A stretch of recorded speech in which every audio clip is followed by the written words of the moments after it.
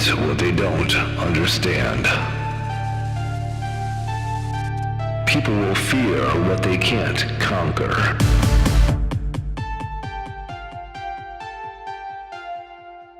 The long-awaited promise of something different has arrived. It wasn't what they expected. An industry built on corporate greed, bought and paid for media scribes, and hive minds crafted by algorithms. More and more descendants have risen. The saboteurs, detractors, and blind pacifists only strengthen the message, the call. These rebels have made a choice.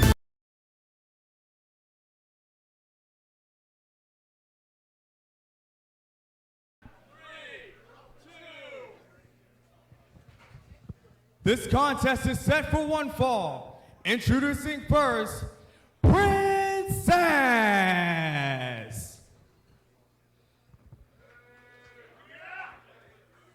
Princess, welcome to the School of Morton. You are making your debut here in Chuckey, Tennessee. What is it that you would like to say to these fans? First, do your research. I'm not making my debut. I've been here before. But you guys are about to witness the best thing that you have ever seen in the professional wrestling business. Because, don't know me. You guys don't even know me. But one thing about me is I know how to keep the eyes on me because I am the princess. Get at me. Strong words here tonight from the princess, Caden Pierre.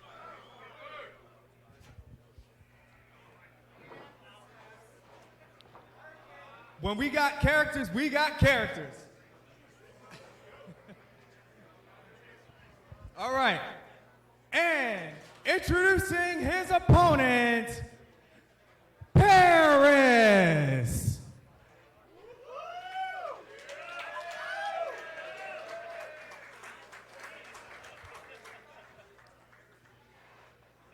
Paris Sahara. Paris Sahara. What would you like to say to these fans here tonight? I would like to say that I am more than a woman. I am more than a man. I am a divine feminine entity. And I'm here to raise the vibrations. So let's get to it.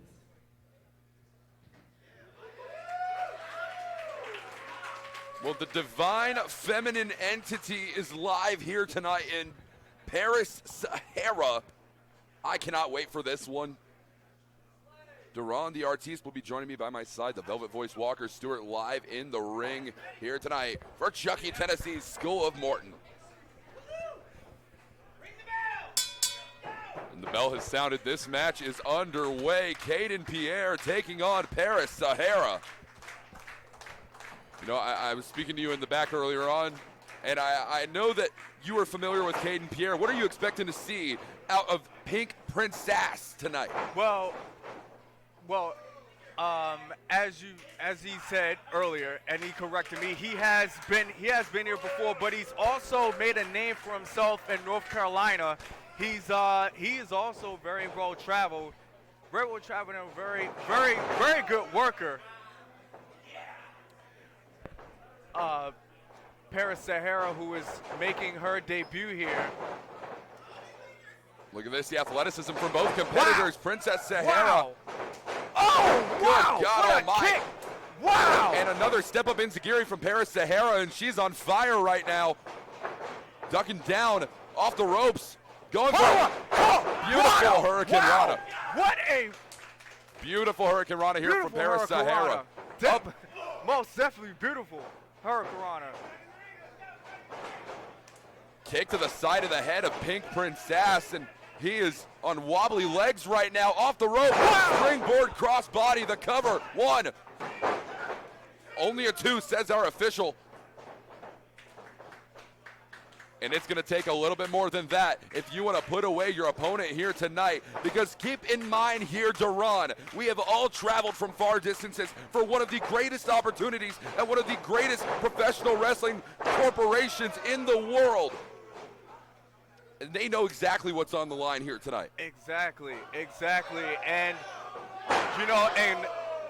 if you're not here for the opportunity, if you're not here to step up, if you're not here to make it to the next level, then you do not need to be here. But these two right now, they are bringing it. They are bringing 100%, and you can clearly tell. You can clearly tell how bad these two want an opportunity to make it to the next level. Kick directly to the square of the back on Paris Sahara. Caden Pierre now. What's he going to be looking for here? Up and down. What a leg drop. As he goes for the pin. The cover here for the Pink Princess, and no.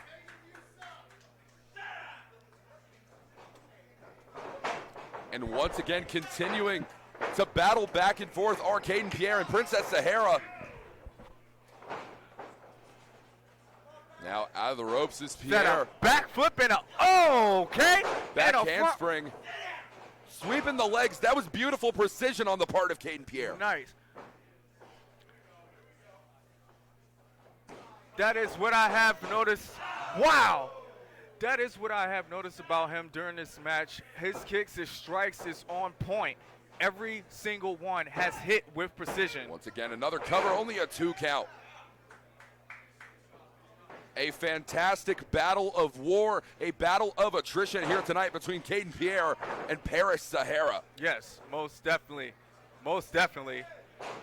This has been hard hitting from the start. And another Hurricanrana variation. The action's not slowing down anytime soon. It No. never will, whether it's School of Morton, the National Wrestling Alliance, wherever we find ourselves, Caden Pierre and Paris Sahara, they are putting it all on the line. Pierre now. Look at this Irish whip out of the corner now. Pierre stalking his opponent. Going for that elbow strike. But Paris, the evasive maneuvers, and that's to speak on the agility and the stamina which Paris Sahara doesn't have. Now, another strike. Close on, we going for another one? Nice. And nice. these repeated nice. kicks here from Paris Sahara. Up and down, Northern Lights suplex. Look at the bridge. Beautiful bridging combination, but it wasn't enough to get the job done. Now I want to ask you, Duran the Artiste, what is it going to take for one of these individuals to be put away here tonight? One is going to have to clearly outsmart the other. Both of these competitors have been giving each other precise kicks, look at this, precise kicks, precise strikes. Every single one has hit.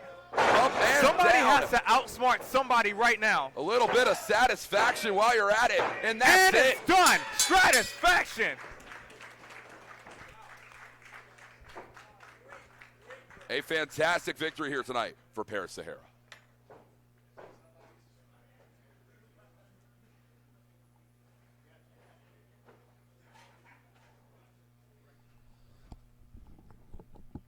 So we got the next one, right? Okay.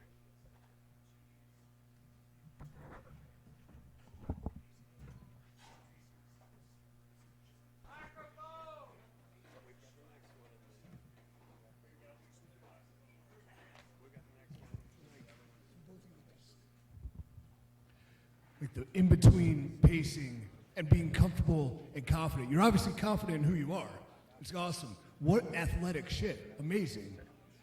It's going to be like the in-between zone, the psychology between formulating that comeback, 1-2 kick out, then we go to a finish, 1-2-3. We don't need the covers because it's like a momentum thing. So there's I really want to break it down and watch it with you guys because I think that'd be our best. So let's try to do that, even if we zoom it, beginning to end, pausing, why I think this and this and this, because I don't have enough.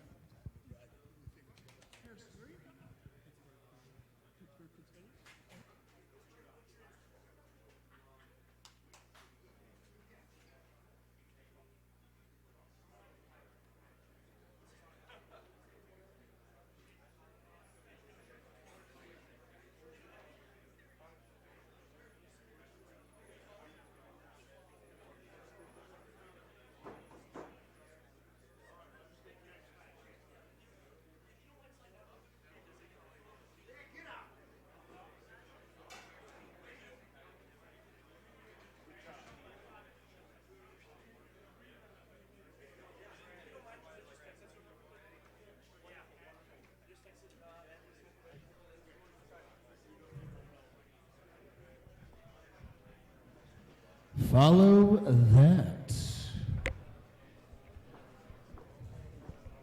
Are we ready? Yep, sir.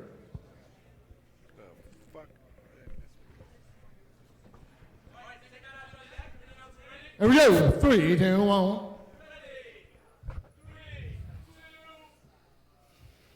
Welcome, the commander of the regime, Merc.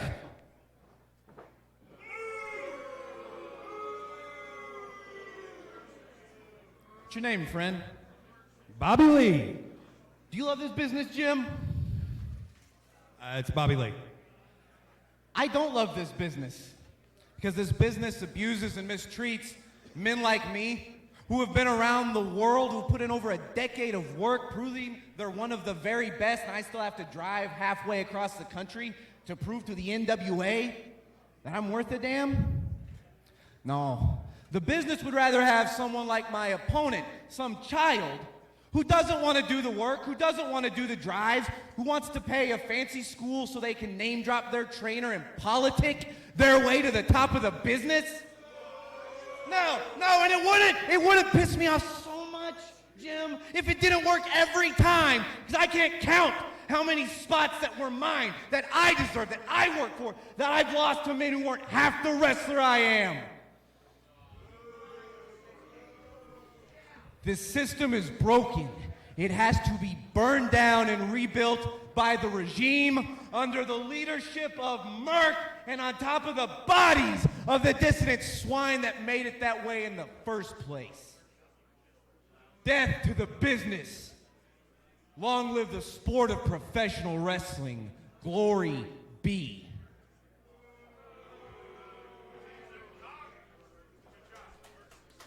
And his opponent, the Tennessee Copperhead, Nick Stevens.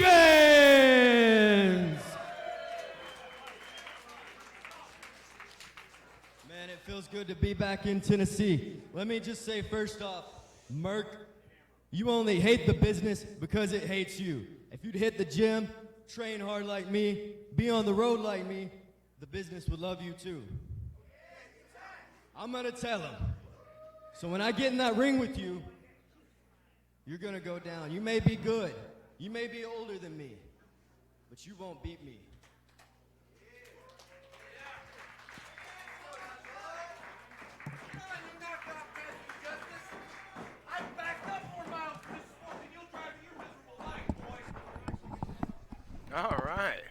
All right, we're back, Malik. Yeah, that was an interesting group of interviews there. Here, control your narrative here at the Chucky Dome in Chucky, Tennessee. We got the Tennessee Copperhead there in the white trunks. And Merc, he kind of reminds me black. You remember Every Which Way But Loose? Oh, yeah. He reminds me of one of the Black Widows, you know? Absolutely, yep. The main guy, I can't remember his name, but... Yep. Well, he said he's going to bring his army here to Chucky. He's a one-man army right now. Well, got some words for the world of wrestling, didn't he? This looks like it's a pretty even matchup so far. So far, yeah. Oh, here they go, shooting them off. Oh, nothing going there. A brick wall. Tennessee Copperhead got bit. Up. Shooting them around. Tennessee Copperhead showing that quickness. Both of these guys seem to be big and quick. And you know that's kind of a rare thing. You're either one or the other. You know. Absolutely. So the bookers today here at the matchmakers, they put these guys together. They thought that would be a good combination, and I think so too here. Absolutely. And that's been the case all day long. Every match here today has been off the charts. These guys have really been putting in their all today, driving from all over the country to be here. That's right. EC3 here at the Chucky Dome, along with Ricky Morton. Oh, my God, right, what a chomps chop. him around. Tennessee Copperhead with a bite. Laying the punches in on him. Definitely. Merc Kind staggering. of pushing the rules a little bit. Whoa. Copperhead went Whoa, for a sidewalk no, slam none there, it of looks it. like. Oh, drop toe hold. Got him on the ring. Oh, my God! Holy. Merc! With a huge drop kick to the back of the head. And only that gets was- a 2 count out of it. That was crazy, wasn't it? It was Wow. like a missile, Scud missile coming through here. He almost landed out in the crowd. On the danger zone, yeah. Throwing him into the corner, big chop from him. Copperhead whipping it back around. Damn. Oh my gosh. These guys are running the or moving the ring as they go. There's a sidewalk slam from the Tennessee Copperhead. Only gets a 2 count. Merc's having none of that. He's going to have to regroup, get the army back together. Goes, shoots him in. Oh my goodness. And there's the 3. That's that. Oh wow.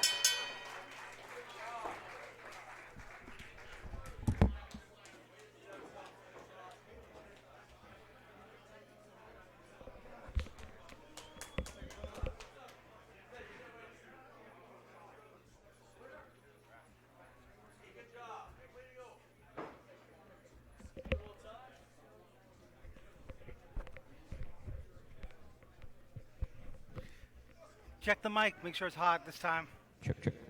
Yeah, real fast.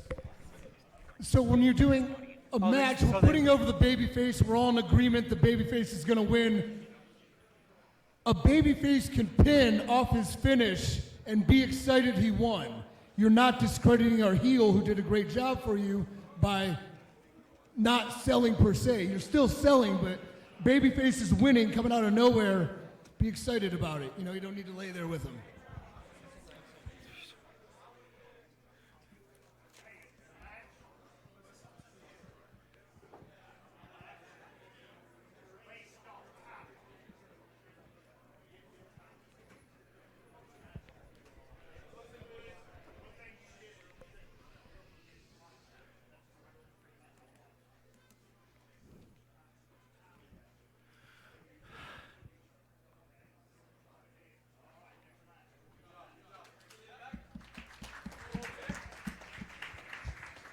You're the first heel to actually try to get the ropes, by the way, out of a babyface shine. Well, that would make sense.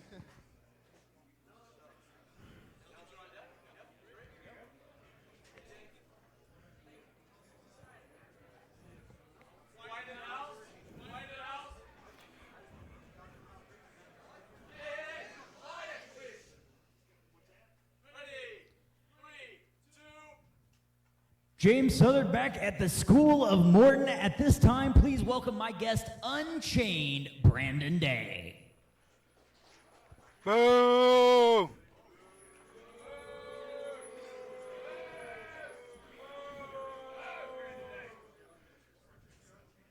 Brandon, thank you for joining me, and welcome to the School of Morton and CYN. Welcome. Welcome, huh? I didn't feel very welcome coming out here. But that's fine. Because I'm not like everybody else. I'm different. But we still have some similarities. I still have hopes. I have dreams. I even have fears. You know what I'm afraid of? What's that? Flying. It's the helplessness of it. When that plane goes down, there's nothing you can do. You are riding it all the way to the ground. And that is exactly what the young man that's about to face me is going to feel when he gets in the ring. Helpless, because the inevitable is coming. Unchained by nature, violent by choice. This is going to hurt. A very motivated Brandon Day. His opponent this evening hails from St. Louis, Missouri, and is a product of the training of the legendary Bob Orton Jr. Please help me welcome at this time, Brandon Beretta. Hold on, no need to go slipping and sliding, but it is a great time to be here at the School of Morton. Tell the folks a little about yourself. Yes, sir. So, as you said, graduate of Cowboy Bob Orton's Ace Wrestling Academy. My name is the Top Gun, Brandon Beretta, and here at the School of Morton, I am here to take control, and all I need for that is to hit one full clip spine buster. Beretta is a motivated man. Let's get the action underway.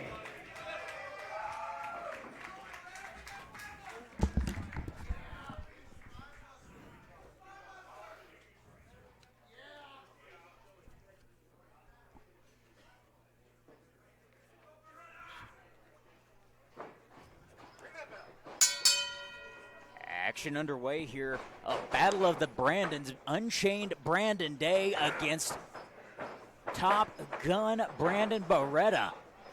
Well, you hear Brandon Beretta talk about it in his promo before this.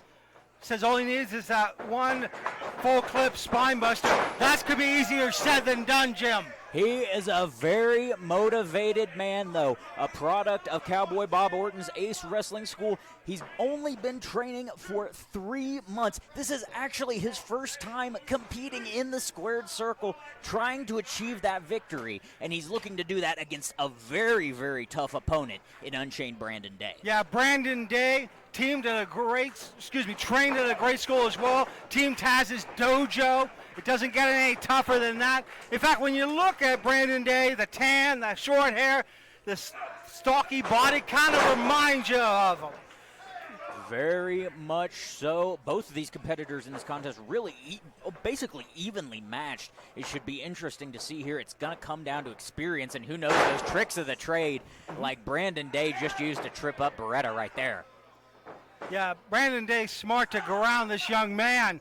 That's the way you're going to win this match. You don't want to let Beretta be in a position where he can whip you off the ropes. And now getting led around the ring by his wrist, but Beretta quick to reverse. Beretta with the big shoulder tackle there. Look at that. Day going back to his corner, trying to get a little bit of room, but he was just lulling Beretta in. Beretta's too strong, though. Trying to force him into those ropes, but it's not working. No, but as we see Beretta's body get worked over by Day now. Day seems like he's in the driver's seat, but a reversal that fast and a huge splash. Now coming off that bulldog to follow it up. Beautiful combination by Beretta now into the pin. Only a 2 count, though, says our referee. Beretta very smart, though, right back to his feet. Up, pandering to this crowd, though. That could end up costing him. You've got to stay on top of someone like Brandon Day.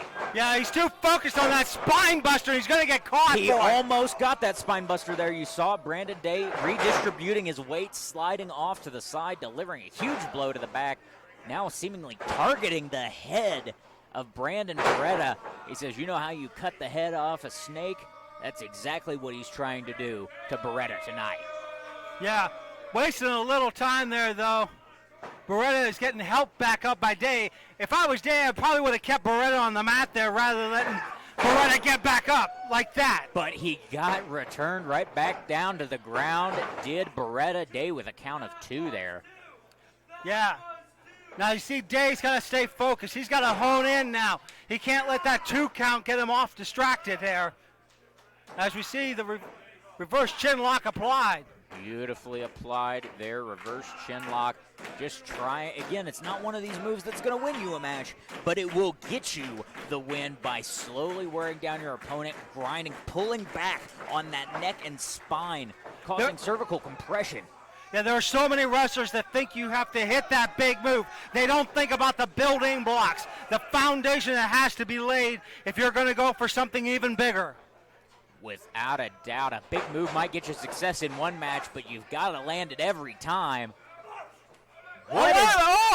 Brandon Day now trying to separate that left arm, draping the arm bar. He's over the top rope. This referee trying to break things up, but Unchained Brandon Day is vicious. Yeah, look at the way that Day tried to pull Beretta's arm out of his socket, and it might have paid off there as we see Day going up. Oh! Beretta's caught him off, though. A malfunction at the junction for Brandon Day. Working out in Brandon Beretta's favor now with a big clothesline and another. Yeah, Day getting rocked by Beretta. Beretta now. Oh, big atomic drop, realigning the spine, overhead, belly to belly. Beretta putting that power to good use in this contest. You hear the fans cheering away here in the School of Morton for Beretta. Beretta appeasing them with a great splash there into the corner. He was going for that bulldog again. Brandon Day too smart with the snap. Power slam there, only a 2 count though. Beautiful rotation using his hips to get that momentum that Brandon Beretta, brought into him. Very smart move by Brandon Day. Now back on the hunt, trying to choke the life out. Looks like he's going for a hit. Oh yeah, getting there. Beretta got lucky. He backed him right back into the corner, used all that weight. There's that spine buster he was talking about. This could be it. 1, 2, 3. There you go. Your winner, Brandon Beretta.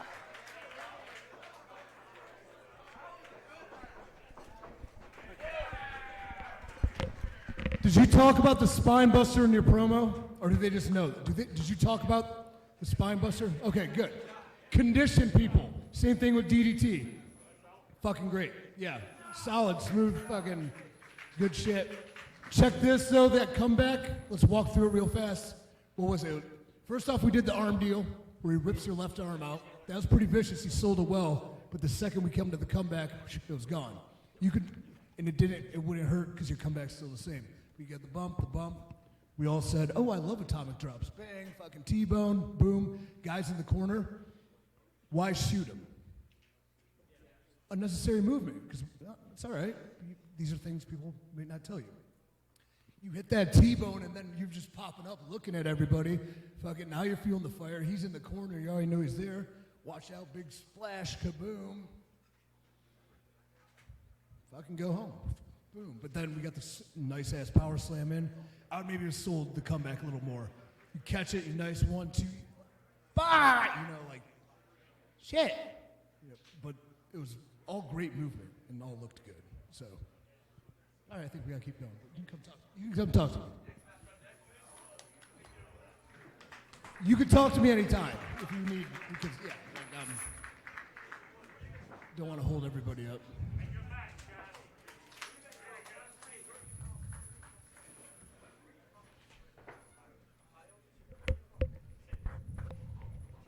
Beretta. Oh, wait.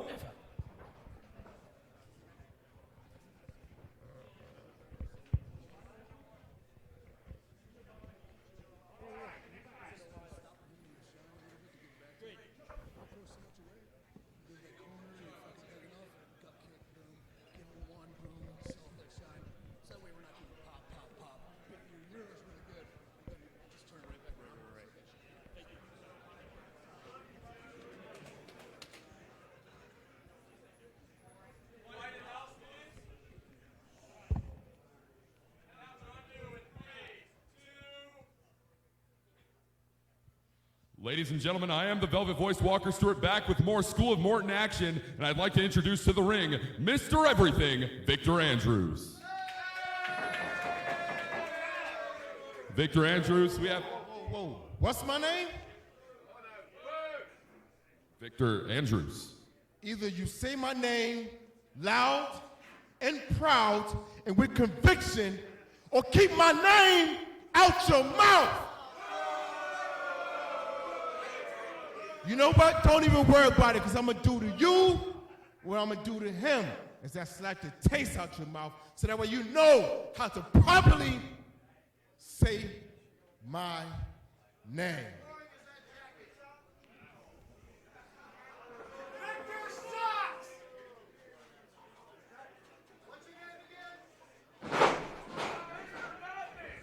And introducing next, the White Tiger, Tom Marciano.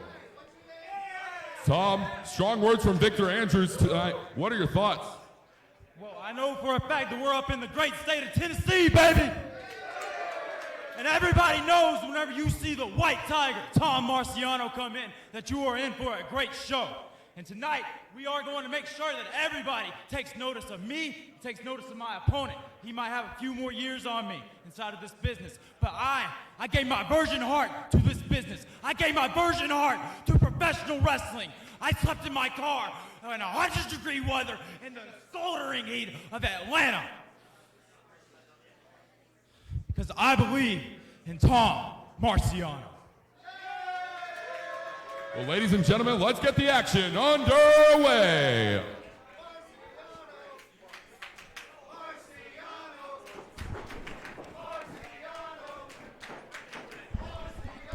Well, ladies and gentlemen, the Velvet Voice, Walker Stewart, alongside Duran the Artiste, and a passionate statement made tonight by Tom Marciano, Duran.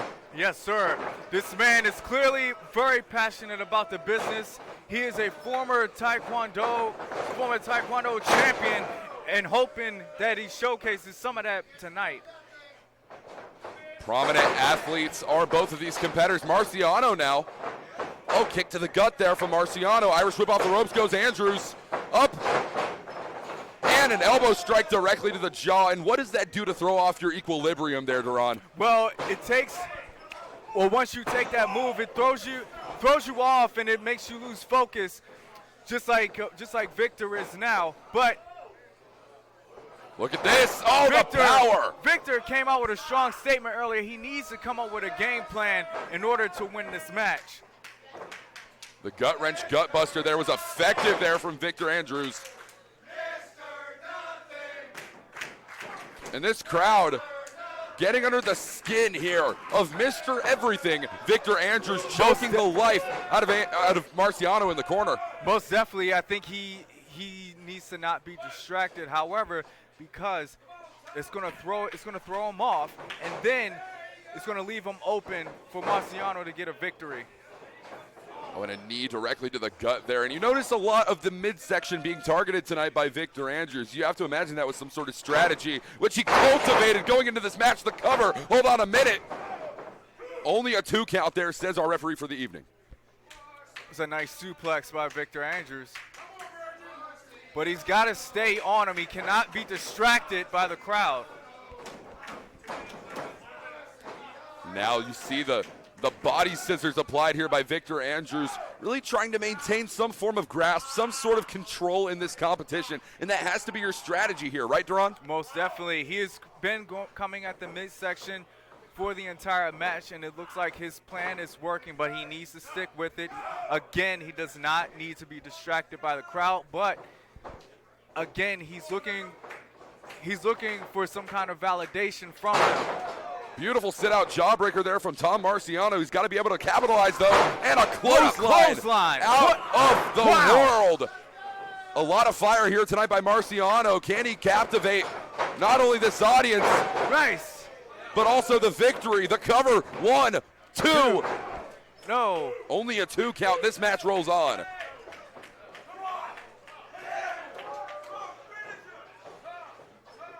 Marciano now building up some speed, building up some momentum. Up, oh, and down. Spine on the pine. 2. Kick out by Marciano. The spine on the pine, and Victor yet it's going again to is take more getting than that. distracted. He cannot lose focus right now. He needs to not pay attention to the crowd and pay attention to his opponent. Oh, some frustration here. Oh, Wait a minute, the schoolboy. Small package. Wait, he's rolling through small package once again. Whoa. That's it.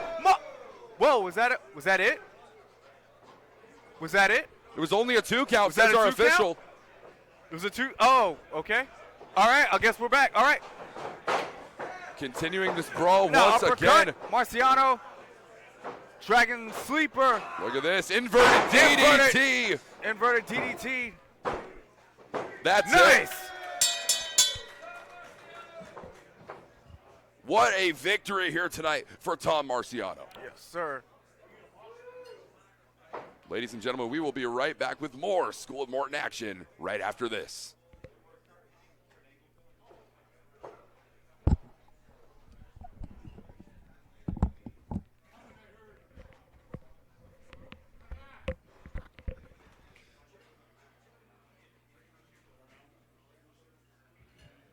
How about now?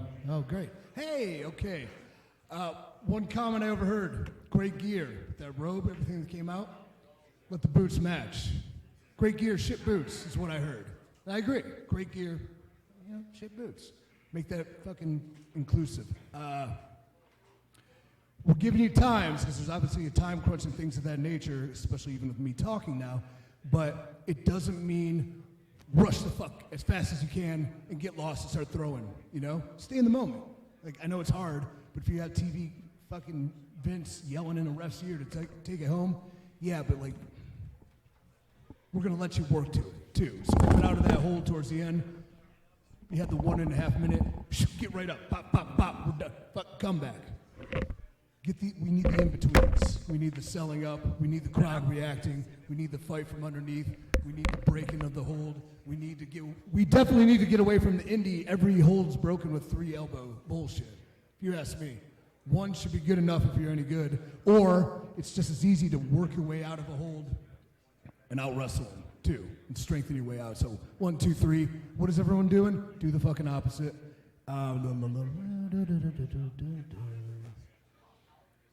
Come back. All right, these clotheslines, fucking sweet. Kick, awesome. We don't need the whip to get to that kick. The less movement you're putting him through, the more your moves are going to make sense. So if he's feeding, let your heel feed for you. Bang, bang. Maybe he's coming up in that wild swing. Now he's hitting the ropes. Then you're giving him that kick. Boom. Kick's great. Cover, 1, 2. You lost me. Kick, wham. Fucking big fire up with my shooter. Okay, now I'm feeling what you're doing. Then you can go to what's next. So I think anytime you cover in a comeback, in a 5-minute match especially, you're going to bring everything down that you've worked so hard to build. Okay. Really special thing I need to say is it's Mr. Everything's birthday tomorrow, so let's give him a round of applause, yeah? The father of the narrative has grown another year, but that was one of your best promos that didn't involve like the reality we always talk about, like as a character, and look was really fucking good. So I mean, good. It's just what is it? What are you? And why would I hate this guy just because he's got a fucking little sass to him? I kind of like it. Like what? I don't hate him because of the jacket either. Like so. What is Mr. Everything? Mr. Everything is a fighter. It doesn't matter if you're a grappler, you're a wrestler, you can do the chain wrestling, you can do the kung fu, whatever. I can match whatever you do and do it 10 times better.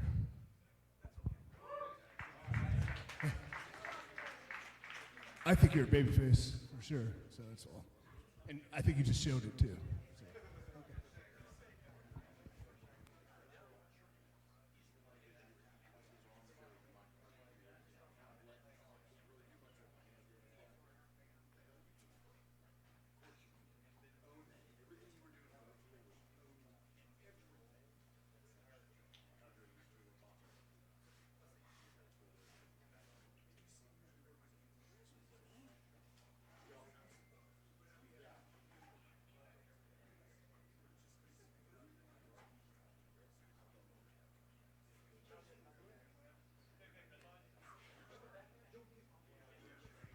Babyface or heel doesn't matter as long as you're independently yourself and who you are, uniquely you believe it. So do I need it to be a little more aggressive and mean, or do I need it to be more endearing and fight from underneath? And you can find that just like that.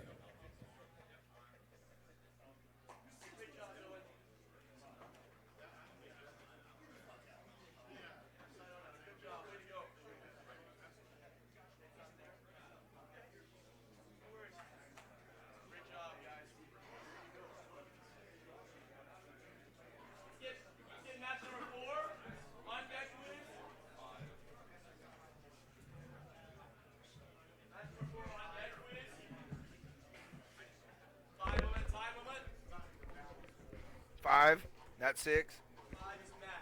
Not 6 or 7 or 8. What's funny are the guys that got dressed at 11 o'clock. the guys that got dressed at 11 o'clock this morning that are still sleeping. But you know what? Here we go. It's part of this, right? It's hurry up and wait. That's it. It's a legit tryout. Yeah. I just want everyone to have an opportunity to match. See if they leave or what. That's right. They tried out, they didn't make it.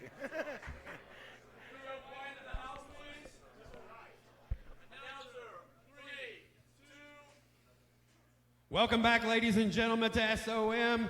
And next we have a women's match. Introducing the first of our people here, Lola Bay.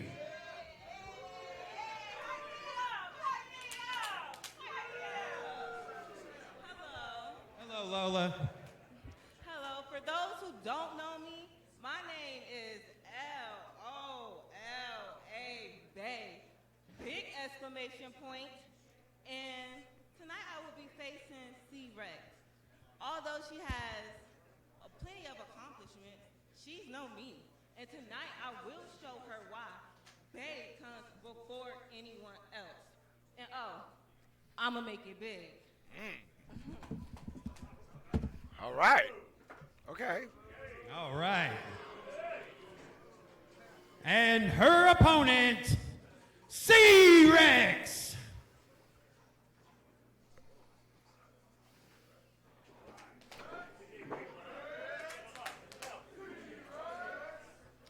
Thank you. So they got me going against Miss Lola Bay, and you know, I guess she thinks she's supposed to be all this or whatever, the next Nicki Minaj or whatever. But all I gotta tell is watch out for the war. Okay. You better get back over here, man. You better have a seat. These women going to be too much for me to handle. Wow. That's quite the, the women's division here at SOM has been something over the years, but this is Control Your Narrative here for a special day here at SOM, and this is quite the attraction here. Oh, here we go. Oh, here we go, boys and girls. It is about time that we had some women around here. Now, it's been a long time. These are some full-grown women, too. These are little girls. C-Rex got her in that headlock. Oh, my God, just runs her over. You see that? Lola Bay got ran over. Wow, she's all You can't go power to power with this woman. No.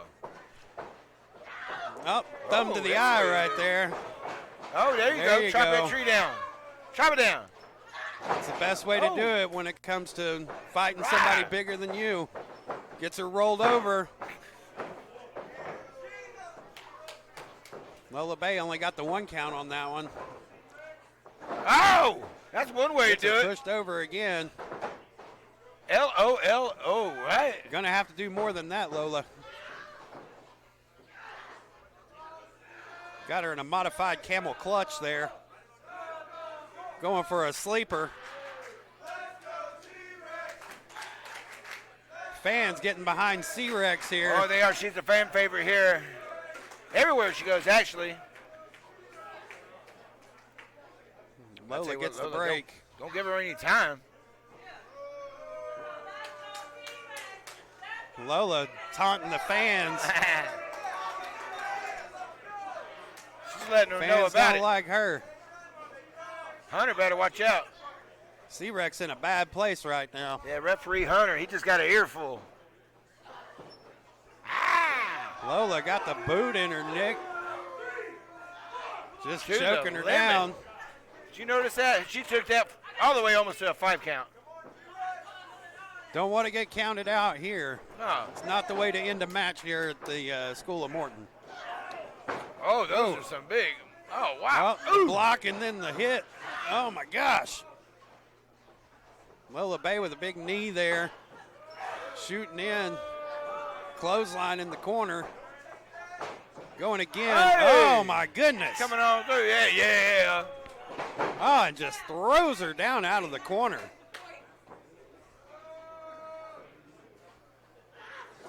Lola Bay rolling her over. C-Rex kicking out at 2. Wow. Finally got a 2 count on her. Well, she's lucky she got that. Usually she doesn't even get a pin on her. Well, Lola has definitely been giving her a run for her money. She is. She found something. But wait a minute now. I think she did piss her off. Uh-oh. Oh, my God. You see that? C-Rex. Blam! Oh, my goodness. That's right. Woo! C-Rex with the shots. Oh, my God. Did you see the ring move on that one? Oh, my God. The whole ring shifted on that one. Woo. Lola Bay is in trouble, folks. Oh, my God. Oh, my goodness. This is not. Oh, no. Brings her out. No. Oh! Sit down, body slam, and it is over with.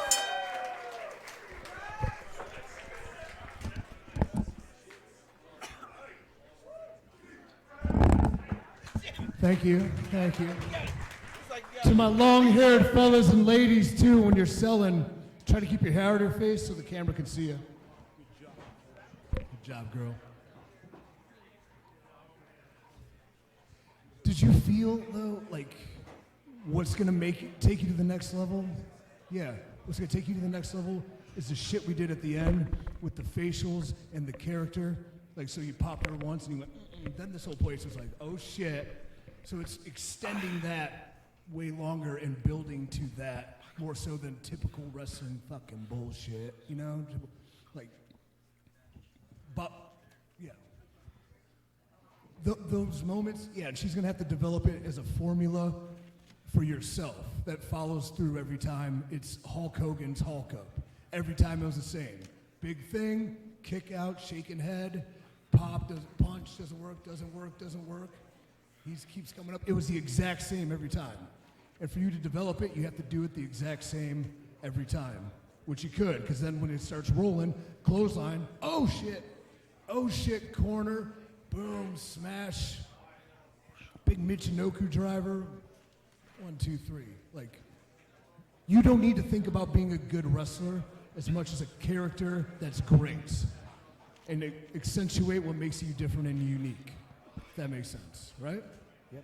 And it always takes 2 to tango, so having the people clued into it. How can I get you over, even though at the end of the match we know it's going to my shit? And yeah, being creative and things like that and being giving to them, so.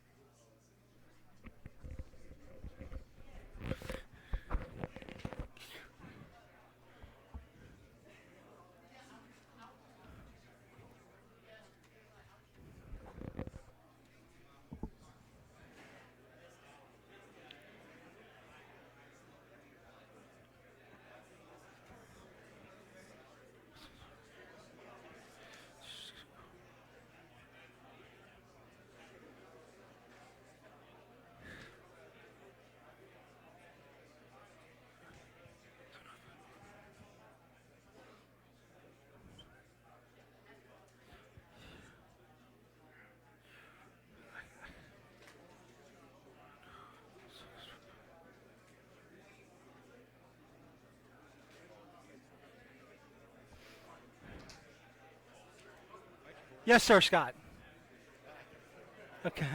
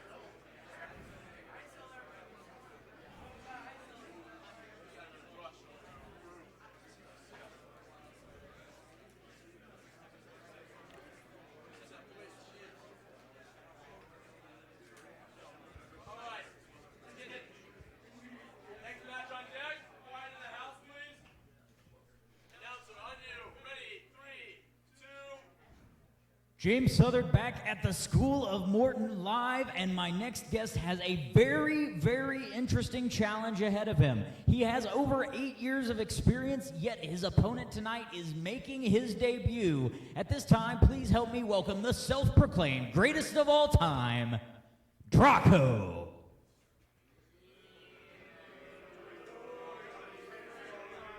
Thank you for joining me tonight.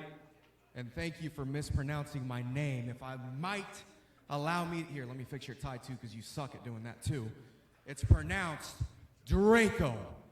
And you said self-proclaimed. I think everybody here knows that I am the greatest. Oh, no, you guys didn't hear me. I said the greatest. Oh, baby, I said the greatest. I've been here for 8 years, and if anybody thinks that they're gonna walk through that curtain and step in my ring, oh, baby, I'm a head trainer for a reason. And I'm about to put the work in and show up, show out. A very, very dangerous Draco, and his opponent making his way to the ring now from Albany, New York. Please welcome Dylan Flags.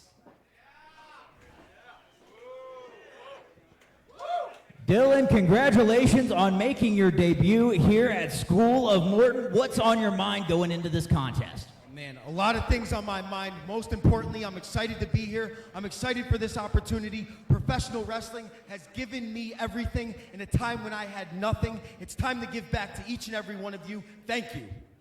The School of Morton and CYN wishes you the best. Good luck in there, Dylan.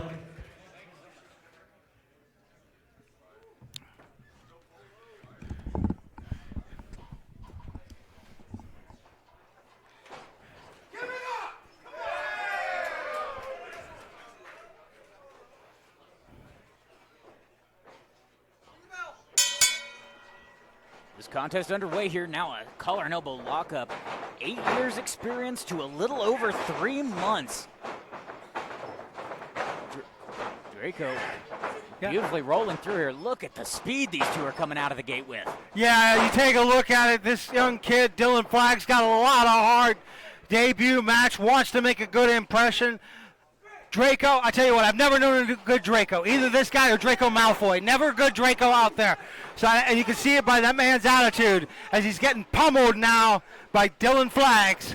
A very good open if you're Dylan Flags. This is exactly what you want in your debut. You're hot, you're fired up, you've got those emotions flowing. They can either get the best of you or you can channel it and secure the win. Yeah, and that's what we're seeing here. The kid's running on adrenaline, needs to learn to focus just ever so slightly. And there you go. Caught Draco there with a hip toss. Now a back elbow. Dylan Flags fired up in this one. As you see Dylan Flags now measuring Draco. Oh, okay, that's the 8 years of experience that Draco coming into play, Diamond Jim. Without a doubt, that veteran savvy knowledge, knowing exactly when to pull Dylan in so his face meets that second buckle. Flags is dazed. Draco is the greatest. He's letting these fans know. Yet the only person I've seen to hear use that phrase is the man himself. Yeah, and usually that's a moniker that has to be earned. If you're doing it to yourself, you're kind of self-grandizing, but, well, I don't know. Good suplex. They're going to the pin. 1, 2. Very, very beautiful. You see the way he floated over after he dropped him flat of his back straight into the pin. No wasted time, no wasted motion. But now air is being wasted, being choked out of Dylan Flags.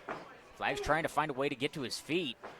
Yeah, can he get up? Flags does find a way to get up. And a hair pull by Draco stops that dead in its tracks.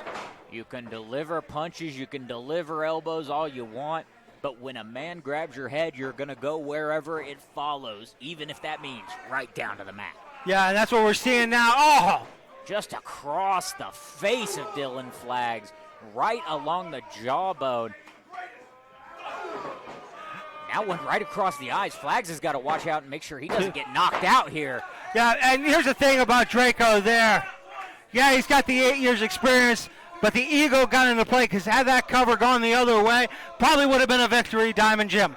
Without a doubt, very, very close there. Draco's got to stay on top of him, but this kid's got some heart. He's got some fight in him. Draco ain't letting it happen, though. No, we're not tonight. No, we're seeing the experience of Draco definitely come into play in the minutes of the match that we've seen so far. But a little conditioning there might be an issue for the self-proclaimed greatest of all time. He's taken some heavy shots to the midsection. You know that's done some damage, hurt the ribs, hurt the breathing ability of Draco. But a big clothesline takes him down from Dylan Flags. I don't know where Dylan's finding this late rally, but he's got it. Miss. Wait a minute, yeah, oh, can we get it up? Up and down goes Draco, courtesy of Dylan Flags. What's Dylan got in mind here? No, he's going up, Jonathan. Yeah, trying to get a little bit of a high risk off there, but gets caught by the experience of Draco. Took just a second too long, and now he pays the price, coming down hard. You see Draco now measuring. He's got the same thing in mind, but he's going all the way up. Hitting north. Can he get it? You hear the scream from Draco as all that pain shoots down his spine, all the air driven from his body. This is Dylan Flagg's time to capitalize. He needs to do something now. Yeah, and can he? Flag trying to get it going. Irish whip goes. Oh, he trips up Draco. Very smart move there, going in tight after Draco just as he makes the turn on that Irish whip. Now a roll up here. Hold on. 1, 2, 3. Upset! Dylan Flags winning his very first ever professional wrestling contest. Jonathan, what a shock that was over Draco. I tell you what, Dylan Flags needs to go out and buy a lottery ticket after this If I can do one. it, anyone can do it. Do you believe Very that? good match. Though, if you can do it, can anyone do it? Sorry about leaning so close. Does that make us as paid professionals not as special? Does that make us as like paid professionals not as special? Like, where do you want to go? You want to be on top, you want to make money, you want to do this for a career. If you can do it, anyone can do it. That's a motivating story, but do you want to put us in the position to feel that any fan can do it? Like, okay.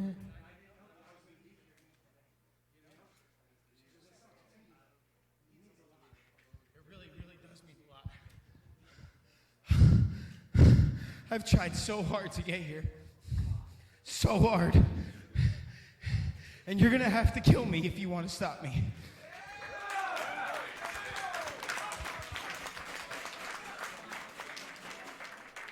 Good job.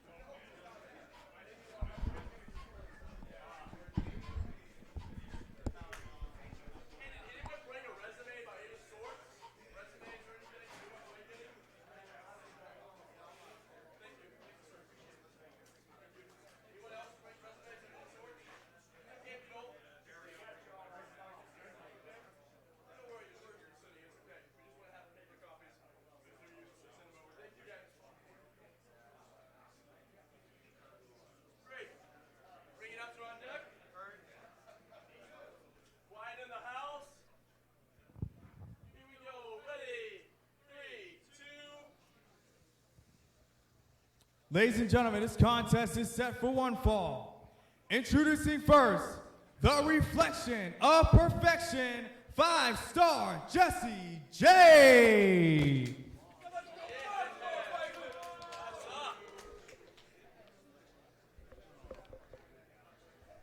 Jessie J, what is it you have to say to these fans tonight? There is a star in this place right now, 5-star. And the last high stepper, who I'm about to go against, there's nothing higher than the stars.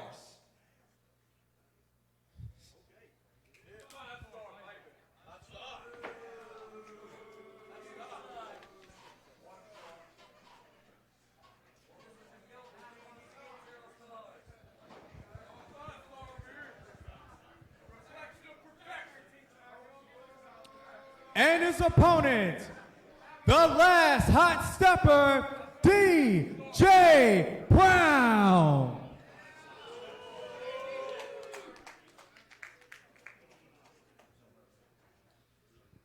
You know what? Only thing I gotta say is, it's time to go to work. Well, ladies and gentlemen, a man who means all business here tonight is the last hot stepper, DJ Brown, the Velvet Voice Walker Stewart, accompanied by none other than Duran, the artiste, on the broadcast booth. And tonight we will see the last hot stepper, DJ Brown, take it to the reflection of perfection, 5-star Jessie J. And now a side headlock applied here by Jessie J. Phenomenal control being maintained. However, DJ Brown trying to break out of it now off the ropes. That's right. Oh. Beautiful shoulder tackle there. I think that was worth 5 stars, don't you think? Well, some people would say so, but the jury's still out. I give that 5 stars too. What a hip toss from DJ Brown. This second generation athlete here Yes, in professional sir. wrestling. Now, Yes, sir. He looks to carry on a legacy, and to take his family to a higher level. and tonight that higher level comes his direction. DJ Brown and 5-star Jessie J. Snapmare out of the corner now. Kick directly to the square of the back. That one could have won you the World Cup, Duran. Seriously. Off the ropes. And another one. That too. The cover. 1, 2. 2. Only a 2 count there from our official. And DJ Brown, you notice he got in his head for just a moment, focusing on our official. But tonight back on. Whoa. Jessie J. Hot shot from the 5-star man himself.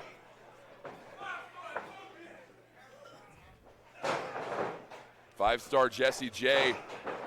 You see these boots colliding with the flesh of DJ Brown. I think he's ready to take things to the next level. He's certainly has the attitude. But he has to prove it here tonight with a victory at the School of Morton. Most definitely.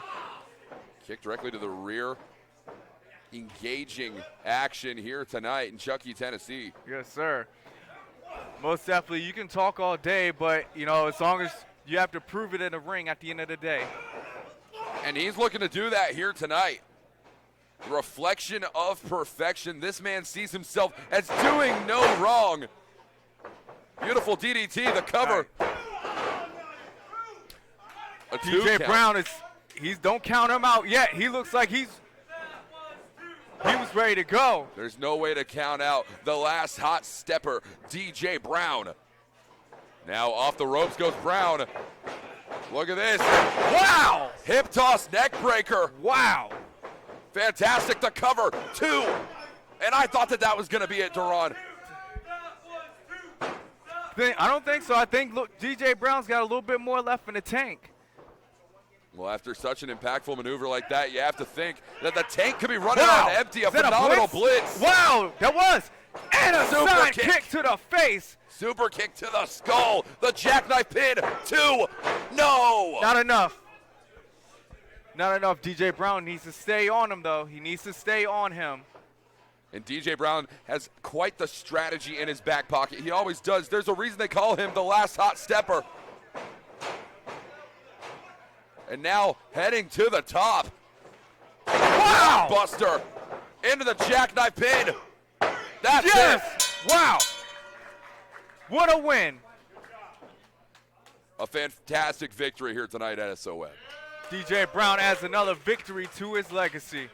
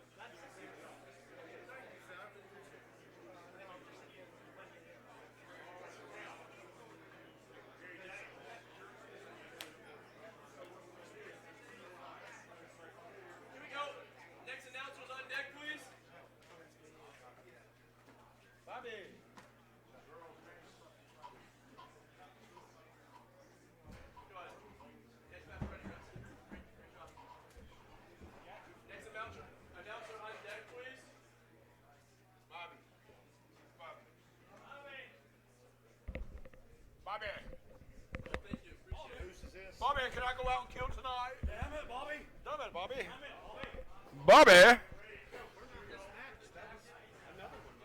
Nah, man, it's us, bro.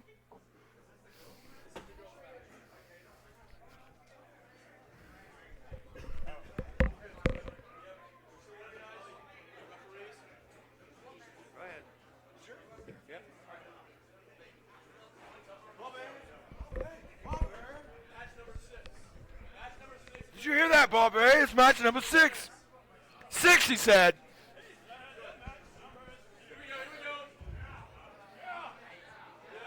Yeah.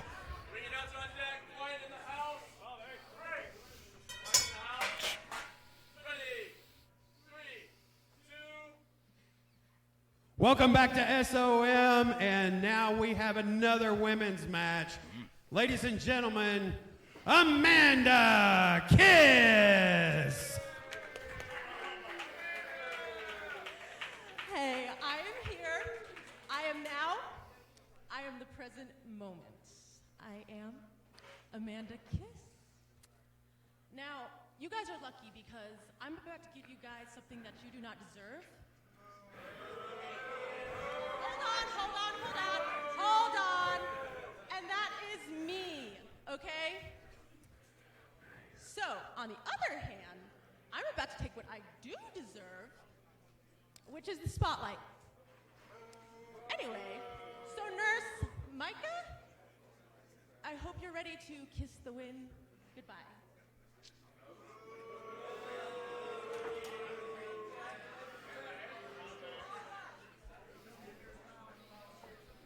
And her opponent, Nurse Micah.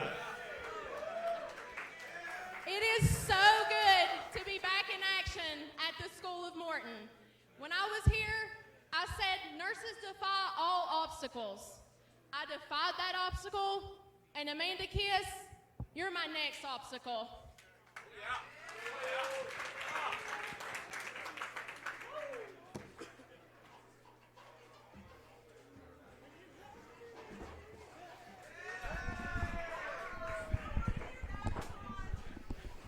All right.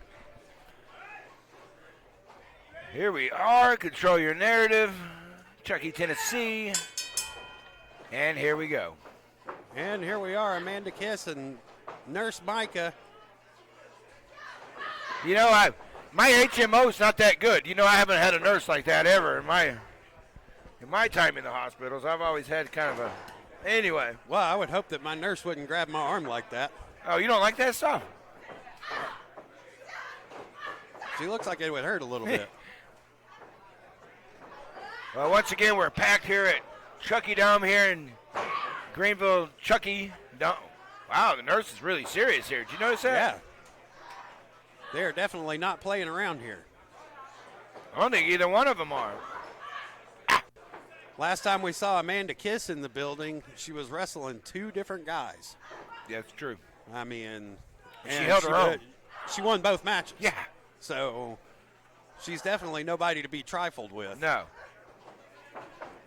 And then I've watched this Nurse Micah from around the indie leagues, and she's definitely not somebody to be trifled with as well. No, she's not. And you know, they say nothing's like hell as like a woman scorned. You know, when these ladies get upset, man, they don't let it go. You know? No, they don't. Women are a different type of fishes. You know, I don't. Some of the best matches that I've seen from around the indies and even in the big leagues here recently has come from the women. They're more aggressive. You notice that? They're way more aggressive, and their moves seem to be just, I mean, nasty. And laying it in. Just really nasty moves. Got to the ropes there. Amanda Kiss coming back in with a big knee. Oh. Wow.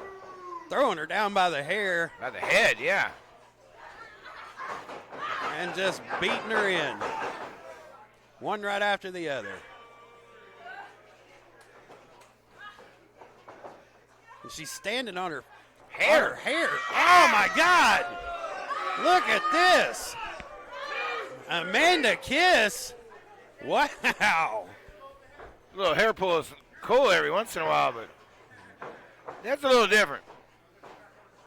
This has been a great day of wrestling, folks. We have seen a lot of great competitors out here, and this is no different. Everybody has been fighting so hard today for that shot. And like you said, from all over the United States. From This is all this over from the the United South. States. We're talking from the West Coast, the East Coast, North to South. Absolutely. But you know, SOM is international anyway. You know, we're all over the world. Yep. So the United States, every state in the union watches SOM. So we're really honored to be here today at Control Your Narrative. Absolutely. I was extremely humbled to get a shot to come out here tonight and be able to commentate some of these matches and just really have a good time with these ladies and gentlemen. Referee just got a face full of that boot. bridge. Oh, That's she it. taps out. That's it. Oh.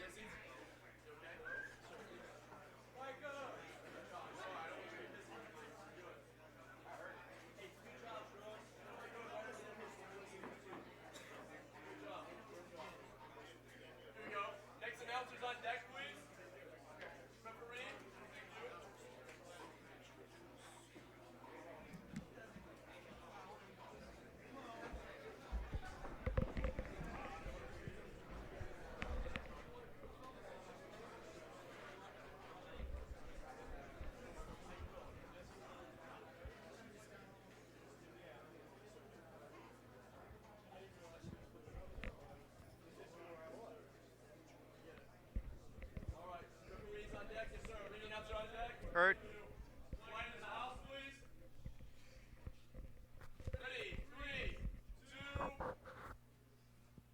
Ladies and gentlemen, we are set now for six-man tag team action. The following contest is scheduled for one fall. I would like to introduce first the Natural Selectors.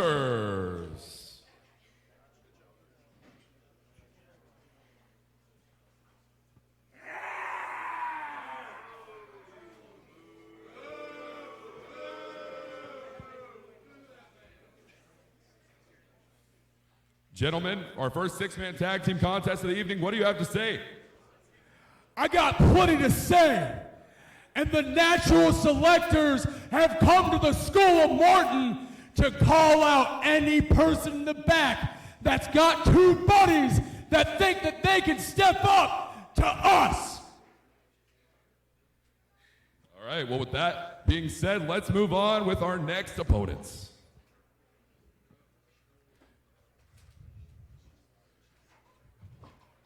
And their opponents. Introducing the Drifters.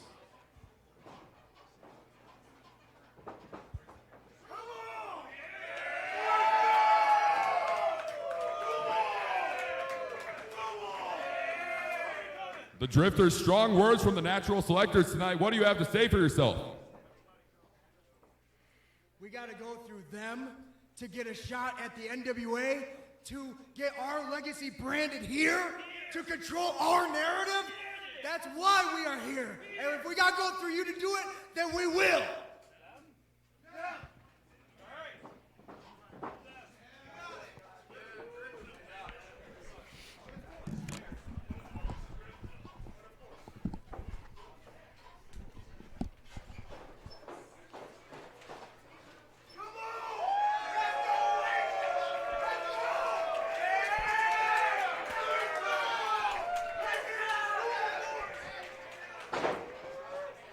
All right, ladies and gentlemen, we are getting set for six-man tag team action. Our first six-man tag team contest of the evening as the Drifters take on the Natural Selectors. Jackson Shadows, Ace Evans, and Eddie Dillon taking on Jamie Knight, James Fury, and Cutthroat Cody. Yes, sir. This is going to be an exciting match tonight. Again, this is the first six-man tag team match of the night. This is nice to switch things up a little bit, see how well these guys work together. 6 different men, one same goal, and that being to elevate their careers here tonight. Taking the arm now, full control on behalf of this man. And Cutthroat Cody, he cannot be feeling very good at this moment. No, Side headlock applied here, take headlock down. take over, going to the leg. If you control the leg, you control the base of your opponent. Cody now. Yeah, there we go, taking him down with the front face lock. Yes, sir. He's doing a very good job of cutting the ring in half. And that's something that you're going to want to do in a tag team competition of this nature. Yes. He's doing a very good job of that as well. Shoulder tackle Shoulder there. tackle. Shoulder tackle by Shadows. The tag has been made, and James Fury, the Eternal Fire, looking real fired up right now, going under now. The tag has also been made for the Drifters. Back elbow here. Hip toss into a neck breaker combination. Beautiful one. It's going to take a little bit more than that if you want to put away James Fury. And I got to ask you here, Ron, if you are James Fury, what are you doing in a predicament like this? Wait a minute. The tag has been made. It's been officially acknowledged by our referee tonight. Right. I mean, I'm very impressed with how he's keeping up with all the action that's going on right now. It's a difficult task to do what they do in that squared circle, and that's why we're sitting right here right now, Duran. Oh, of course. And now out of the corner, like a speeding bullet, a side headlock takedown. Seeing some great professional wrestling action on this evening. Now 6-man tag team competition. The Drifters are in full control, but the Natural Selectors, they are not far behind here, Duran. Definitely not. Definitely not far behind. Oh! Beautiful split leg drop. And that is a wishbone I would not want to be on the other side of. Is he going for another? Oh, no. Shot, shooter, shot. Whoa, whoa. Look at the technicality out of this man. Wow. Oh, wow. That would be and the tag's been made. Cody now back into the ring. Variation of a death block. Indian death block. Cody now. now. Referee's going to have to gain some control. He's got everybody in the ring at once. And this has turned into absolute chaos here tonight. This has turned into Smash Bros. And our official is doing the best that he can, but he doesn't have eyes in the back of his head. James Fury now back into the ring. And I gotta be honest with you here, Duran, the Drifters are in for the fight of their life. Recently, the Natural Selectors, all three of them, have been on a roll all across the country. Yes, they have. I have heard about these guys, and they are definitely making their names. And this is why they are here on this platform right now with the NWA and Control Your Narrative. But we'll have to see if they can add up to what they say that they can do. Are we going for another split-legged leg drop? Or dragging him out into the center of the ring. The tag's been made. Cody now back into this matchup. Beautiful wishbone maneuver. Isolating now all members of the Drifters. Again, cutting the ring in half, keeping his opponent away from his partners. And now, crawling to the tag here. But Cutthroat Cody, you want to talk about a cutoff, look at that. Wow. And he's going for the tag. The tag's been made. Wow. And now hooking it under. Half Nelson into the full Nelson. Up. Under. Oh. And down. Inverted DDT. Inverted DDT. Nice. Jumping cutter out of midair. James Fury.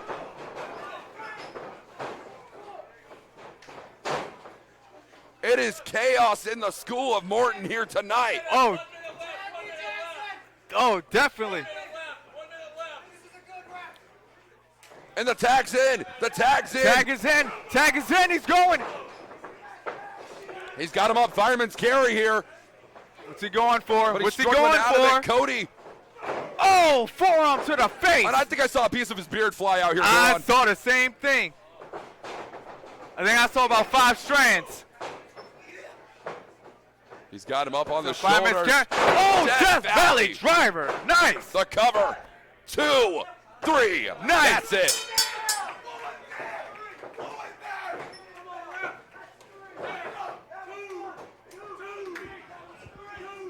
And you got to know the natural selectors do not feel very good about this one. Definitely not. Definitely not. They're probably going to want to ask for a replay. Is everybody safe? That was fast. That was some action. That was some movement. What did you say about the referee earlier? Yes, referee. Okay. You can referee from 4 feet back, okay? When the guy comes into the ring, just throw your hands up. If he don't stop, just get out of his way. You understand me? You don't got to leg dive in and put sugarcoat on him. You know, most of the time it's that. Guys, I mean, you got to slow down a little bit. And on the finish, you have 3 people over here. It takes all 3 of you to win. Okay? You're forgetting about other people. The way I look at it. And when you're a baby face and you're selling, stay out of that heel's corner. Get over here. All right? All you have to do is move. All right? How many taters was thrown in that match? How many taters were thrown? But few? Damn right. No, I enjoy watching you guys wrestle. Listen to me. I'm one of y'all's, everybody in here, I'm your biggest fan. You hear me? I know what it took to get in this wrestling business. I know what it's going to take to get in this wrestling business today. But you have to go step by step, okay? You just can't come out here and, you know, what's going to wind up happening, and I'm sorry, somebody's going to get hurt and get hurt bad. Because you got a hell of a lick in the face. So don't say you didn't. I seen it. All right? Okay. Who led? Who's the vet, obviously? Imagine that. I know. So he's been training people for years. He's a seasoned veteran. He's excellent. If you watch him in the ring, his movements, his execution, his bumping and all that, it's phenomenal. So always defer to your vets. And I know there'll be times where everybody here wants to make an impression and shine and show something. It's a tryout and things of that nature. He's not going to do anything out of his way to make sure he's the focus as much as doesn't make sense for the match. So he's not saying, I was moving too fast and you guys didn't take care of things. So like, trust your veterans, especially in this scenario. How long you been going? You? 3 months? You said 15 years? That's Detroit, yeah. You've been at least 10, right? 14, you're 1? This is a real mismatch. Okay, so excellent job on incorporating everybody on so many different varying levels. There's this formula to 6-mans. I love that we didn't have to do 2 heats. Well, okay, the referee didn't allow it. Why?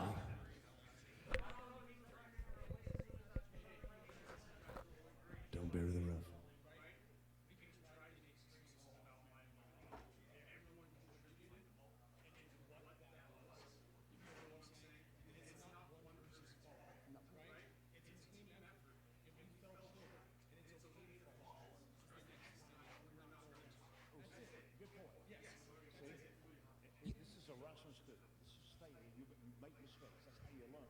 I've been doing this, I'm 66 years old. I've been wrestling since I was 60, 50 years.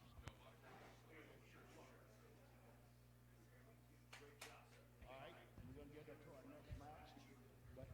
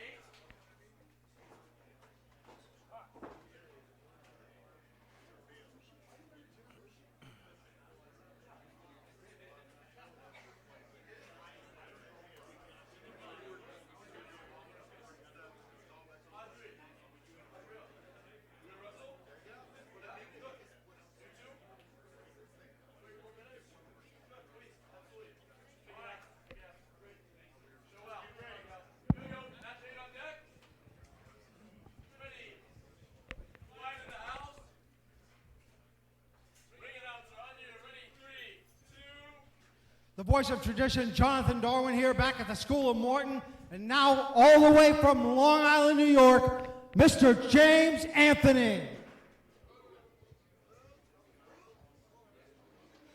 James, I guess they do know you as well as I know you. Let me tell you all something. For 12 long years, I have scratched and clawed to get the opportunity that a lot of you are wasting away today. Ricky Morton and the School of Morton, they know James Anthony. EC3, control your narrative, they know James Anthony. But Billy Corgan in the NWA, you don't know who James Anthony is yet. But after this match, you will.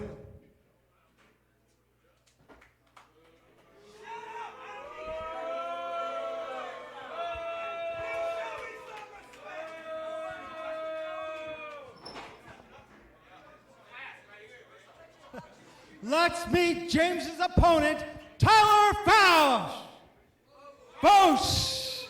Fouch.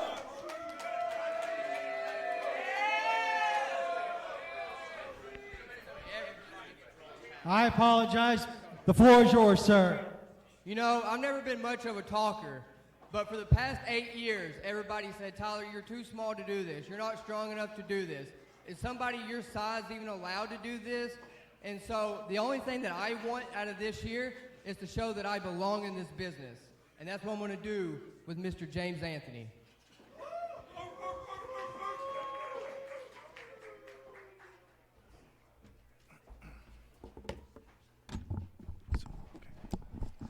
Okay. Referee checking both men. Jonathan Darwin here with Duran. Duran, pleasure to finally work with you, sir. Finally work with you. And we're going to get it underway here. Interesting thing about the School of Morton, Tyler Fouch, School of Morton hybrid champion, James Anthony, the new School of Morton heavyweight champion. Oh, wow. So you got two champions of this training school going against each other right now, performing in front of the NWA audience. This is a huge opportunity for both men right now. Yeah, and I know that James Anthony on more than one occasion has attempted to call out the NWA World's Junior Heavyweight Champion, Kerry Morton. James feels like he should be in line for a title shot, but after getting hip toss like that, I don't think so. Yeah, I don't think so either, but maybe he can recover, and then you never know. Kerry could be watching this match right now and seeing what he's up against. Yeah, I know Kerry likes to keep his eyeballs everywhere, looking for the next strong competitor. Could be James Anthony, but right now Tyler. Forearm by James Anthony there. James Anthony has a lot of good years of experience. Like you heard, 12 years. Yeah. I mean, the man has been on Future of Honor, Ring of Honor, taking on in tag matches. We're taking on the great Keith Lee. So the man has been in there with a couple, but Tyler. Inside Small package. Oh, nice. Yeah, but you see. Look at the clothesline. You took the words right out of my mouth, David. Wow. With authority. As he goes for the pin. Anthony wasting just seconds that could have made the difference there, Duran. Most definitely. I really wonder if Kerry is watching this match right now, and if he's not, he needs to tune in. Yeah. I mean, and there's the great thing. You can check these people out every week on the School of Morton. Just go over to the YouTube channel every Sunday 5:05. Irish Whip now and big elbow by James Anthony. Nice. Look at that. He is certainly making a name for himself right now. Yeah, a pin tonight. Sorry to interrupt, but a pin tonight could change the course of either of these men's careers. Absolutely agree with that, Duran. But I keep seeing James Anthony for 12 years in wasting fractions of a second that could be the difference maker. That's true. But maybe that is true. But he needs to. Maybe he knows that he needs to apply that to this match. This match has a lot of weighing factors to it. This is true. And the thing is, yes, it is a component of physical, but there's also that mental aspect to it, and James Anthony knows that as well. Yes. And the frustration setting in for James Anthony now, Duran. He can't let it get to him, though. This is a huge match right now. A lot of eyes are on this. A lot of eyes are on this program at this very moment. Yeah, elbow there. We see Anthony. Nice caught, clothesline. Yeah, the no moniker needed. Tyler showing what he's got. Oh, wow! Good elbow. Snapmare. Snapmare. Are we following up with a drop kick? Yes, we are. Go for the pin. Two count, though. I tell you what, Tyler Fouch gave it right to that young man. I mean, you see James Anthony now. I'm telling you. But again, he needs to stay on it. They both need to stay focused. Focus on the task at hand, and that is to win, not waste any time. Yep. He is on the other side. I thought Tyler was going out, but decides to come in instead. Oh. There's that wasted time you were talking about, Duran. Wow. And James Anthony now just very calculated, comes off and gets a drop kick square on the sternum. Going for the pin. 2, no. No go, no go. See, that is exactly what's going on, and that frustration, again, is setting in. Yeah, it's no secret in the wrestling industry, James Anthony is a bit of a hothead. Yes, sir. And that has cost him a victory or two from time to time. But, trying to go for that kick, but not successful. For the spin kick. Are we going? Over a drive. All right. And 2. That's it. Just like that. I tell you what, James Anthony needs to go back to the drawing board, especially if he wants to get Kerry Morton in Anthony's crosshairs. Most definitely.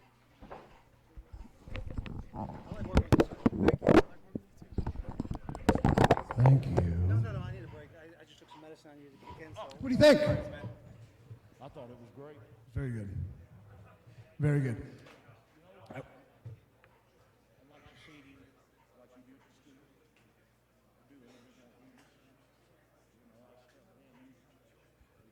No, I know him actually too, so I'm glad we talked about that because I know you can get heat.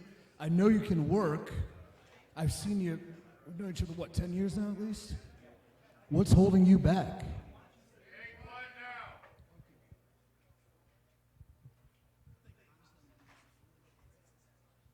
I get that, yeah. Some people that like to try so hard for something but fear the moment it actually comes, and then if they fail, then therefore they deem themselves a failure, but if you never have the moment to have, then you never failed because you never got your shot. That's an interesting way to look at it. If you can get fucking chairs thrown at you in Tennessee, you can do all that shit,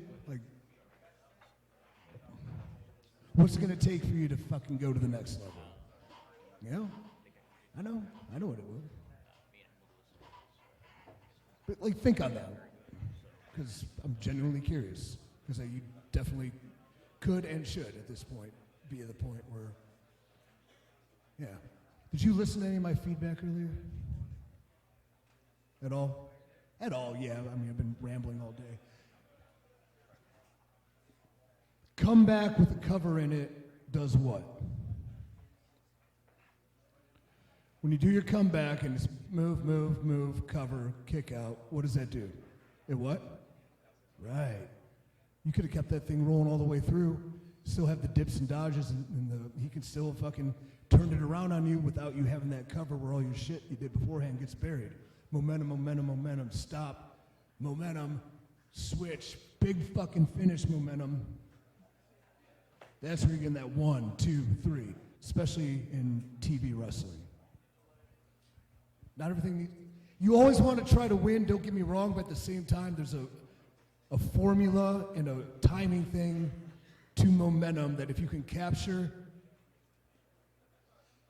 you won't need to. But then when you do, it'll be even better than everybody else's.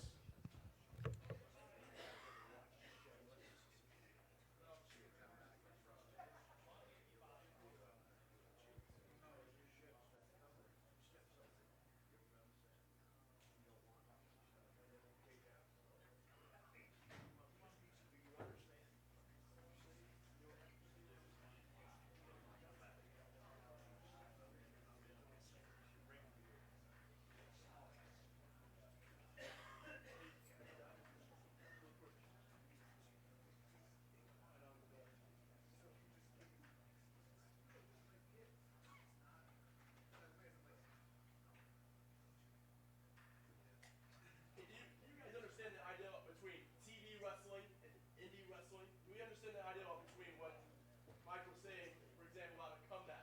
Like we saw it numerous times today, and he keeps on picking it up, and you keep on repeating yourself. A comeback of some sort. TV wrestling is you're on the go. Although you don't have to be doing something, you're on the go. You know, today you've seen it numerous times, is you do a slam, and both you lay there for 10 seconds. Okay, but in studio and TV wrestling, you're going to get chewed out. You got to go, okay, or they're going to bore out the fans. So when he's saying that, take it into mind when you're calling a match in the back. You're like, hey, when you give me this comeback, or when you give me this move, can you just move to a turnbuckle, or can I move to another turnbuckle to lead up to something else where you can competitively move and keep on moving? So please take that into consideration when calling your match. TV wrestling, indie wrestling, we're working for the crowd. TV wrestling, we're working for the camera. Thank you. And think to that too with the TV and indie wrestling. We worked once, like maybe a year ago. We did a 20-minute main event where the only cover was him catching the finish out of nowhere. And the crowd was in it the whole time because we just kept telling the story and kept progressing without throwing anything away with unnecessary covers. Especially because I beat the dog shit out of him. I'm power bombing him. I'm fucking, dropping him on his fucking head, kicking him in the dome. But I don't want any of those to be ineffective, so I didn't want to cover him as much as till it's time he pulls up the upset and wins. Place went fucking banana. Match 9 on deck, please.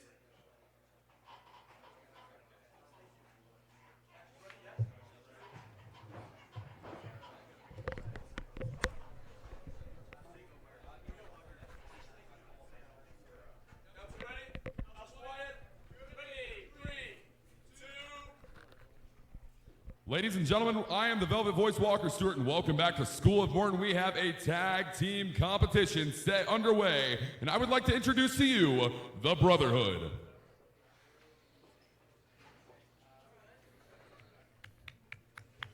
Well, the Brotherhood here tonight, we have a fantastic tag team competition underway.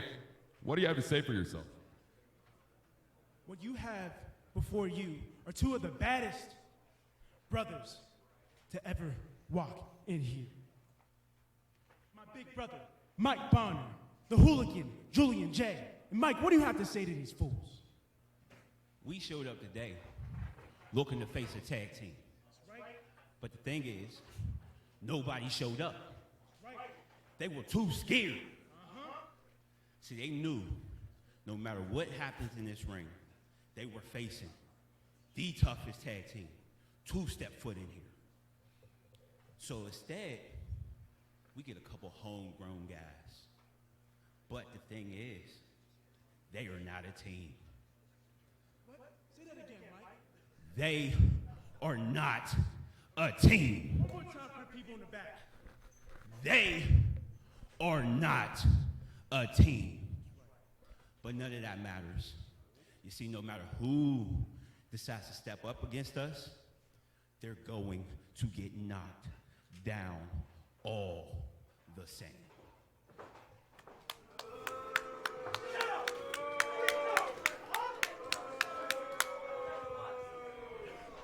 That's the kind of Well, determination ladies you and like to gentlemen, see in a making their competitor. way down ringside tonight, Sean Carson and Ricky Dooley.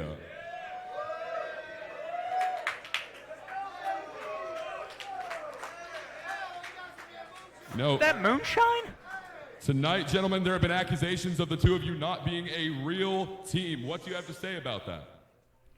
Well, let me just tell you something right now. We may not be a tag team, but we are family because we are School of Morton. And family is more than just some other tag team.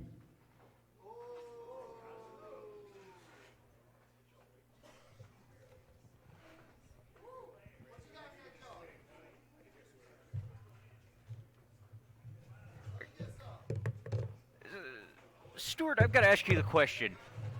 Were they just drinking moonshine before they got in the ring? Well, James Southard, you are correct about that. Well, actually, I can't actually confirm. I didn't smell anything of the moonshine variety. I'm actually not very familiar with moonshine myself. Nevertheless, those two men, I don't know what was in that glass jar, but it's going to put a pep in their step tonight for this tag team competition. A little Mountain Dew to start things off for two of School of Morton's best, taking on the Brotherhood in this contest. Early waistlock there from. Now taking that side headlock being applied, just wrenching it in there right now, James. In a tag team competition of this nature between the Brotherhood and Sean Carson and Ricky Dooley representing the School of Morton, what is your strategy if you are in this matchup? Mike Bonner is the powerhouse of the team, and that is on display right now. So if you're the Brotherhood, you've got to keep the big man in. You've got to keep him using his power. That is the advantage that you have over the two School of Morton trainees in Ricky Dooley and Sean Carson. Well, now calling about tie-up between both competitors. Side headlock taken within this matchup. And really a maneuver such as this one, it's not utilized to win a match, but rather to wear your opponent down. It's about getting to the conclusion rather than making the conclusion happen right now. It's a marathon, not a sprint, James. Playing the long game for sure, and that's a very smart Schoolboy, move. hold on a minute. Only a 2 count there. Please continue. Very smart move, but you've also got to throw in some quickness like that every so often. Look at Mike Bonner there using his speed to get the jump on Ricky Dooley and delivering the forearm, now sending buckle to buckle. Bonner now putting these strikes here to Ricky Dooley in the corner. Smart tag team wrestling, dragging him right back to his partner, Julian J. Now the Brotherhood is going to work. Oh, it seems like they're going to have some double team collision here. Beautiful backbreaker combination there, James Southern. The cover being made. What a tag team maneuver. You heard them talking about it when they came out. They accused Ricky Dooley and Sean Carson of not being a team. That is effective tag team wrestling right there. You know, I was speaking to the Brotherhood in the back, and a question that I asked them is, what is one thing that you think describes you? And the answer is power. My follow-up question was, what is one thing that you want? And their answer was power. James Southern, the Brotherhood are here to dominate in School of Morton.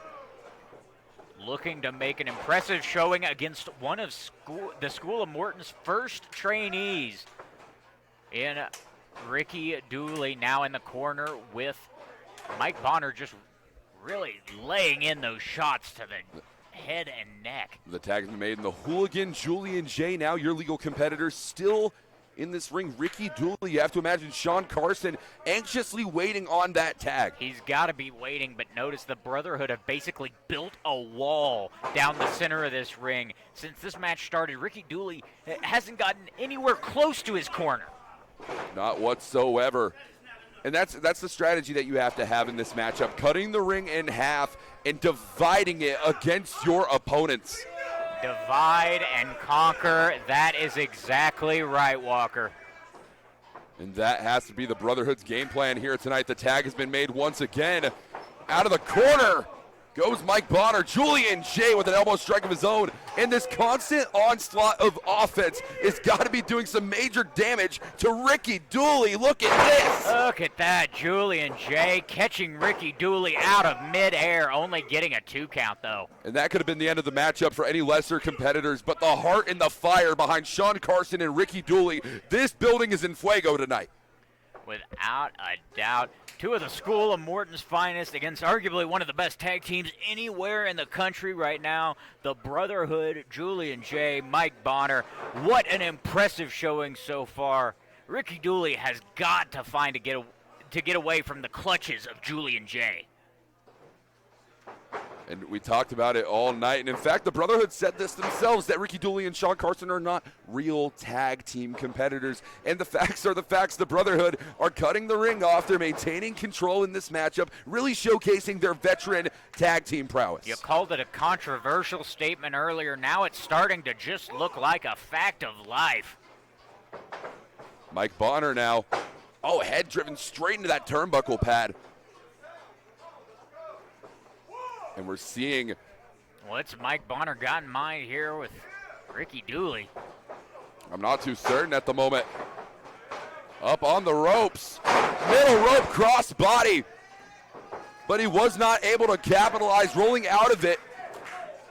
And instead of going for the cover, he might need to focus more on making that tag to an anxiously awaiting Sean Carson. He's got to try to find his way back to his corner, does Ricky Dooley. He's trying to drag himself to the neutral corner right now just to try to get to his feet.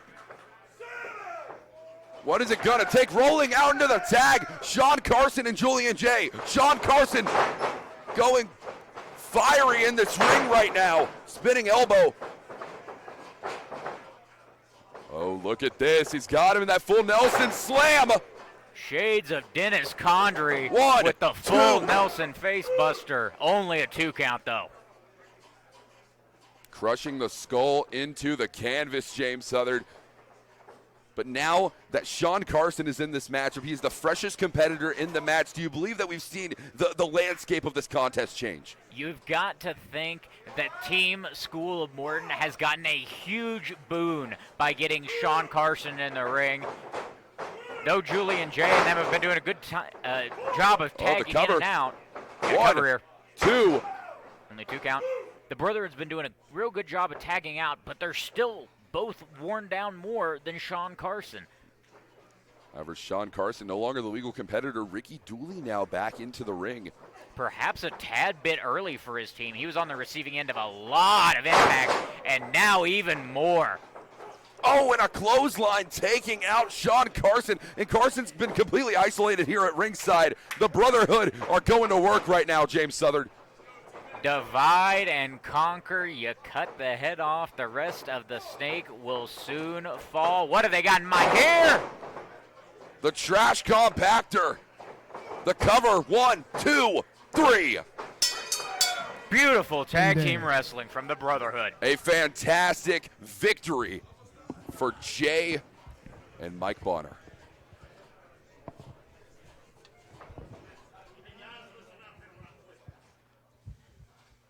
This will happen if you ever have the opportunity in any sort of major company or television, or if your producer's a fucking sick sociopath. So I changed the finish on them when they got out here. So how did that affect the match? You can be honest. 3 off, big time? How did changing the finish affect the match? Would the heat have been so sustained on him for so long? What changed? Because we had no shine for them. Plus, now you're going over, where it's almost like, well, we could probably give them more. But you can do the match almost in its entirety and just think of how that finish changes. Is it one breakup? And something simple. But this will happen to you, I swear it. So it better happen here and you learn about it than it doesn't happen when you... Now, they switched it, and you really didn't know what to do, okay? But you understand me? They made him the toughest son of a bitch I ever seen in my life. Yeah, I mean, okay? You understand what I'm saying? Kick it out and kick it out. But when you're in a tag team wrestling match, I mean, you can't be over here waiting on the bus. I was watching you over the whole time. You got to get up and down this apron, get the people up. It's sometimes you have to make your own self busy. Do you know what I mean by that? Okay, you got to make yourself busy, keep from burying your partner and these guys right here. Okay, how long you guys been wrestling? Okay, but you got to work your thing on. Whenever you tagged him in, y'all needed to feed him. Both of y'all need to feed him, okay? And then go into the finish. Sometimes it's all right to beat the wrong guy, the illegal guy. You see, we're on TV, we're trying to learn. And learning is just focusing on what you're doing. Sometimes you get lost, but when you get lost, you got to keep yourself busy. You got to find something to do. I tripped over here on a lace or something. Yeah, sometimes this wasn't the case, but sometimes throwing the curveballs like that makes people not think. You stop thinking, then you fucking have fun, then you're enjoying the moments, then you're working together because you don't know what's next, because you're not thinking of what's next because you don't know. And that's when this shit gets really, really good. That's when you're at the apex of how this feels as a performer and how to portray it as a professional. So if I didn't change the finish, if I didn't change the finish, would there more of a babyface shine going on? Why didn't it stay though? Because you're too busy thinking about the very last part. You have to go with what you guys know and execute to the best and just change it at the end. Because it went from what I would assume to be 50-50 baby faces up to 80-20 heels up. You know what I mean? Okay. Are you mad at me?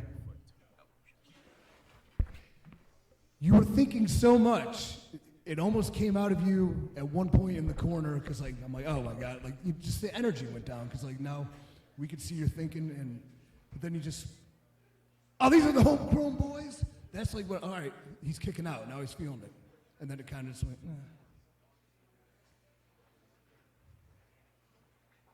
I mean, what do you want to do?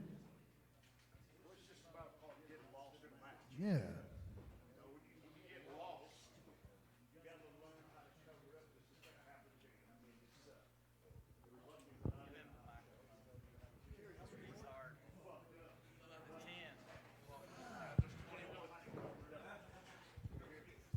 Just learning how to cover up your mistakes in a match. And it's great. I'm glad you did that. You changed it. You see, because it makes you learn. You hear what I'm saying? And if you're a tag team, y'all need to, who started the match out? You did. You got a partner. Y'all do double. If you got to stop him and get the heat on him right off the bat, start doing double things. And then one of you run over and hit him, it brings him, and then y'all do double step on him. But this is a part of learning our business, and you can't learn that in the daytime. Sometimes I can explain stuff to you, but you won't understand it. But one day you will. Okay? It'll hit you one day. You go, damn, that's what he was talking about. We're here at the wrestling school. And it is here. We're not here faulting you. This is where you make your mistakes, and this is where you learn. This is what our business is about. All right. We have 10 matches, but if there's time and you guys want to take a crack at it at the end of the night, we'll gladly watch. Good job, guys. What else? What do you think?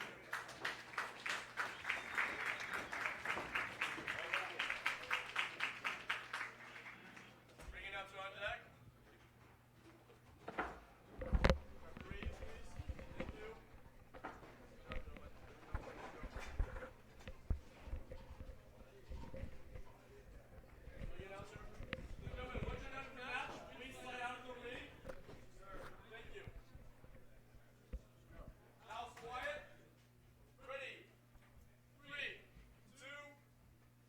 Making his way to Chuckey, Tennessee, all the way from North Carolina. Please help me welcome to the School of Morton, Unfiltered, Sean Cruz.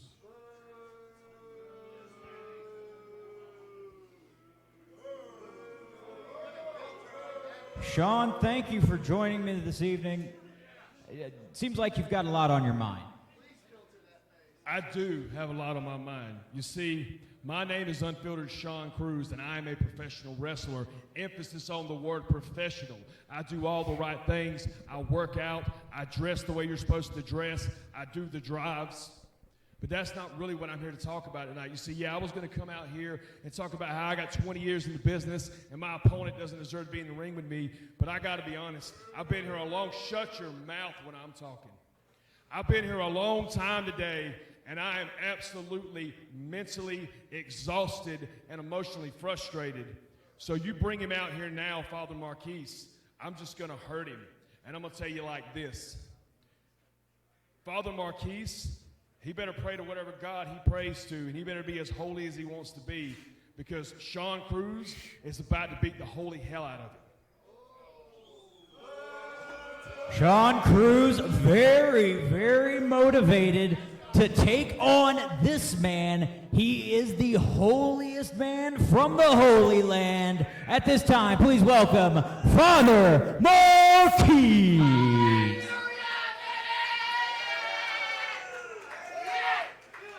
Father, it looks like you're having a good evening. What do you got to say to those comments made by unfiltered Sean Cruz? Now I know that unfiltered Sean Cruz needs Jesus, and that's not the only thing that Sean Filter needs. He needs the holy water.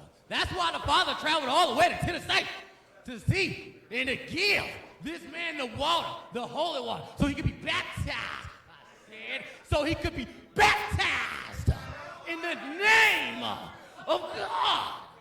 And if I got to hold him on tight and squeeze his life until that man believes in Jesus, that's exactly what I'm going to do. Now, can I get an amen? The congregation has spoken.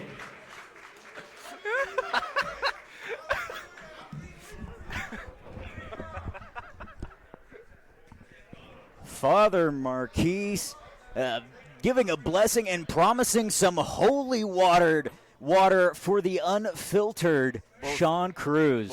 Are you sure that's what's in that flask? I wasn't going to get close enough to smell. I don't think it's my point. I saw it. You know what? If it went through security, I guess it's fine. It made its way It is here pro wrestling, into by the the way. School of Morton. Right now, Father Marquis not in a position he wants to be. Sean Cruz, you heard it. He's mentally frustrated. He's exhausted. He wants an opportunity. That's why he's frustrated. 20 years in a business. But this is his chance. This is his chance to prove, to either you're going to say it or you're going to do it. And this is his opportunity to do it. You've got to take advantage of the opportunity when it's given to you. Father Marquis taking advantage of that, turning things around on unfiltered Sean Cruz, but Sean Cruz right back to that hammer lock.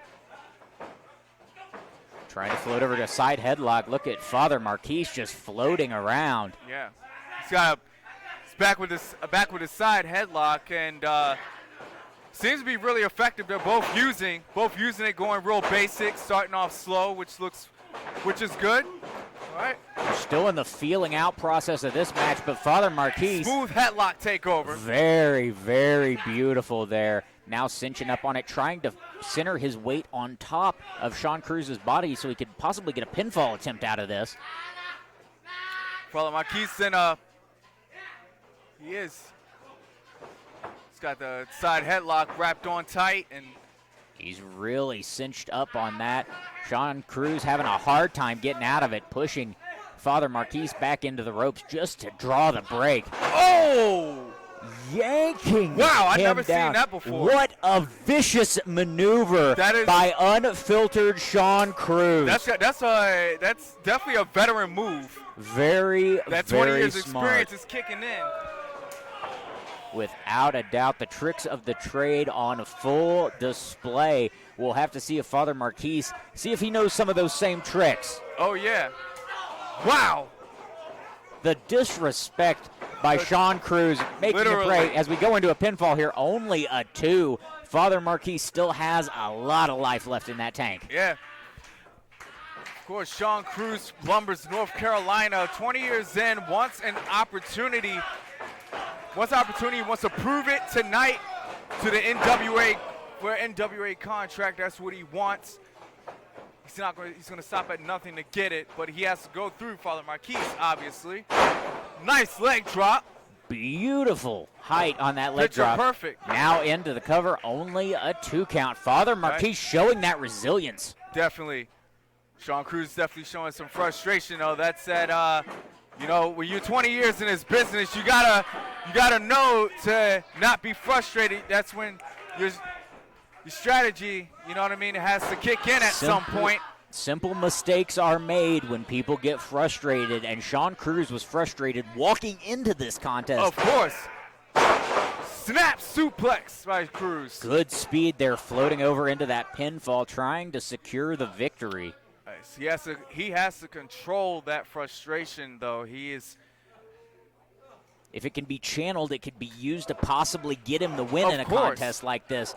But if he lets it get the best of him, it could very well be the difference maker in this one. Wow! huge back elbow there. You see Father Marquis looks like he's on Dream Street. Still kicking out only at 2. Those eyes are glassy. Cruz has to come up with another strategy right now. He's got a chin lock. Got a chin lock on Father Marquis, but he needs to, while he's in this lock, he needs to not be distracted by the crowd. He needs to come up with a strategy to win. Father Marquis taking advantage of this crowd here in Chuckey, Tennessee, starting to get loud at the School of Morton. He's going with the line. Father Marquis is picking up speed. Wow! Flying forearm by Father Marquis. This crowd is getting behind him. He is hot. Definitely the crowd's getting behind him. Clothesline after clothesline is, we got one more. Mr. Kick, Enzaguri. Enzaguri, picture perfect. Pinfall attempt, only a 2. Did you see that? Father Marquis's foot was on the side of Sean Cruz's head. I don't know how Sean Cruz is conscious. Did I see when it connected? Yes, I did. I did. Most definitely I saw that. Marquis going to the middle rope. What's he planning here? Oh! Stiff kick by Cruz. Wow, Famouser, is this going to be it? Dropping the leg across the neck. And it is! Wow! Cruz picks up the win here tonight. School of Morton. Maybe this win will lead him closer to his goal of being in the NWA. Without a doubt, a huge victory for the Unfiltered one. 20-year curse. It could be broken tonight. Oh, I'm sorry, you're commenting? No, talk it out. If you can bottle up and capture the song going on with the clapping, with the fucking shit you just did in the beginning, oh, you're made. I told him, please don't suck. You didn't suck, so good job. It helps to have a seasoned 20-year vet, but I gotta ask you, you're a professional. You do the right things, right? Sir. Why the fuck do you slap your leg on stomps? Come on, man. Fuck me. Okay. Fuck with you. Yeah, up there. What happened to the character, though, from here to there? It becomes a normal wrestling thing. If you're going to be that, which I think we've demonstrated today multiple times, that works so much better than just wrestling. You bring that into this ring and work within it, you can do all the same shit, all the cool moves, all the flashy bumps, all the grind out, all the comebacks, but you're still that character the whole time. From the second you walk out to the second you leave, he said, if he does not drink that holy water as like Popeye spinach, I'm going to be mad. And I said, you know what? I agree with that. So, like, commit to it. And that's going to take this to match that. That rules. This is good. That's awesome. That's money. This is, I've seen it. But I know you're that. So be that, and that will take you far, I think. And then we have, all right, yeah. 20-year vet, dude's a workhorse, dude's a grinder, dude's a team player. I don't know if you've been paying attention, but during everybody else's matches, he was in that crowd, making noise, giving the reactions. That's a paramount thing, so. Thank you. Of course. Thank you. Good try.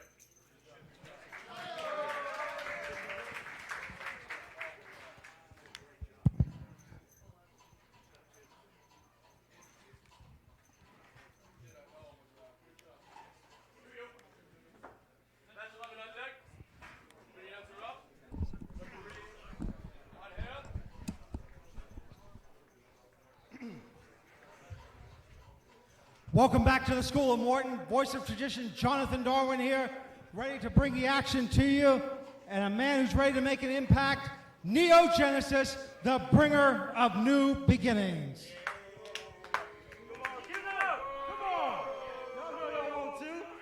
Yeah. All I want to say is that I'm here, bringing a new beginning to the School of Morton, and it all starts with the new challenge that I have ahead of me. And this luchador named Santiago, the Aztec warrior. Now, lucha is a good art form, but I don't think it's up to par with the style that Neogenesis brings every time to the ring. So, he better be praying to his ancestors for the strength, the power, and the determination to even step in this ring with me. And all I want to say to him is get ready for his new beginning.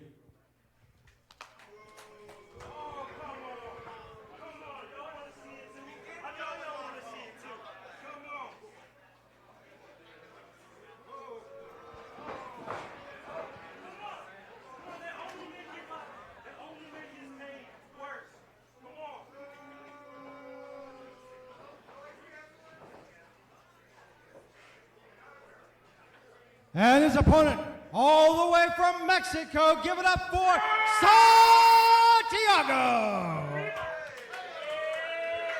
My number is Santiago. I left my Aztec tribe to be here in this wrestling ring to show that the Aztec style is the best style in this ring. The Aztec style consists of the Jaguar's ferocity and the Eagle's high-flying capabilities. I face my biggest challenge yet. This giant, he may be stronger than me, but he has never faced this style before. And he better watch out for the Octa. Santiago, ladies and gentlemen. Well, ladies and gentlemen, we have a fantastic matchup set here tonight. Live at the School of Morton, Jonathan Darwin and the Velvet Voice Walker Stewart calling the action for Neogenesis taking on Santiago. Yeah, Neogenesis being very bold in his declarations that we were seeing here. Santiago coming up from the mountains of Mexico, wanting to show why he is the superior wrestler. Well, if there's one thing that I know about the bringer of new beginnings, it's that this man is set and ready for war. He has been training in the dungeons of Oklahoma for the past 3 to 4 years, most recently making his in-ring debut in the calendar year of 2022. And he has already impressed the ever-loving daylights out of me, Jonathan. Well, I tell you what, 2022 knows how to work a good wrist lock that we're seeing here, lead his opponent around the ring. I tell you, I'm impressed so far myself. Still a little to be seen, but I'll go with your word on that, Walker. Most definitely a side headlock applied here right now by Santiago. You look at the strength right now of Neogenesis and the way that Santiago grounds himself in that maneuver. Yeah, Santiago trying to find a way to get loose, but look at the way that, Neogenesis is down on one knee, spreading his legs wide, getting a good base. Absolutely, and that base is what allows you to do things like this, which Santiago is doing, trying to wear down the much larger and powerful Neogenesis. Step up enziguri there from Santiago. Yeah. Great kick by Santiago. It'll be interesting to see how the man follows it up now. Now, look at this, the strength. No, wait a minute, head scissors tilt-a-whirl from Santiago. Yeah. And we talked all night about those lucha stylings, which this young competitor possesses. We are seeing it on full display live in Chuckey, Tennessee. Yeah, it's not often you get luchadors in this part of the country, so it is a real treat to see what we're seeing here. And, Santiago, he got caught. Beautiful wheelbarrow German suplex. And once again, Neogenesis displaying those affections of power, which he possesses. Yeah, Neogenesis, though, wasting time over there, needed to stay on top of Santiago. Santiago may get a chance to recuperate. That's a fantastic strategy there, Jonathan. You want to stay on top of your opponent. Beautiful penalty kick there from Neogenesis. That one could have won you the World Cup there, John. Oh, yeah. And look at the way now that Neogenesis is putting the knee straight between the shoulder blades. Doing damage, putting extra pressure on the top of the spine. It's absolutely beautiful. Driving the knee into the back. No, wait a minute. Santiago back to his feet. Elbowing Neogenesis, trying to manipulate the sternum of his competitor. And Santiago now thinking he's got it. He's ready to come in with some big speed, but Up and over goes Santiago. Wait a minute, Santiago may have gotten the best of Neogenesis. Oh, step-up kick. Genesis, you don't turn your back on your opponent. No, not at all. And now we see Santiago ready, and oh my God, Crossbody. Well, look at the power of Neogenesis. The strength of this man. He is not just the bringer of new beginnings. He is a predator in that there ring. Yeah, the power of Neogenesis is something to behold. But I tell you what, this tactic here of arguing with the fans may cost him here in a moment. I mean, and this man, he considers himself the bringer of new beginnings because every single new day is another step in the genesis of his career, and the facts are the facts. He believes every single bit of his own hype, Jonathan. He does. He's definitely believing his own press, as we see here. Thinks he has this one in the bag, and now beginning to play with Santiago. He's taking his time. I actually spoke to Neogenesis in the back. He told me he's on a mission to embarrass Santiago here in front of all of the officials we have in the building tonight. Not only that, the scouts for the National Wrestling Alliance are watching this big match. Wow. The power of Neogenesis is something to behold. Once again, absolutely. And I have to admit, not only is the power something to behold, but I've seen a multiple of times in the past. The stamina, the agility out of this man is unprecedented. Rolling through, though, Santiago.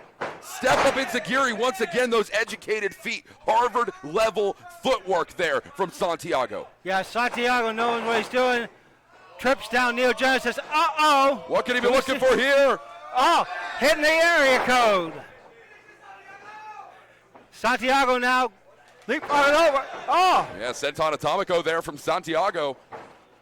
Rolling through once again. Oh, in the splash. 1, 2.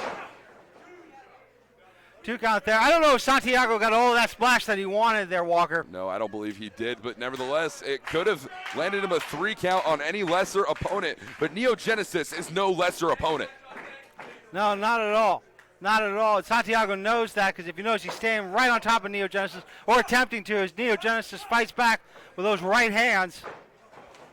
Off the ropes now, Santiago got him up. Hurricane Rana from Santiago into the pinning. And he's got him. He's got him. Great match by Santiago. And it looks like the beginning may have just ended for Neogenesis. Most definitely one of the most impactful victories in the career of Santiago.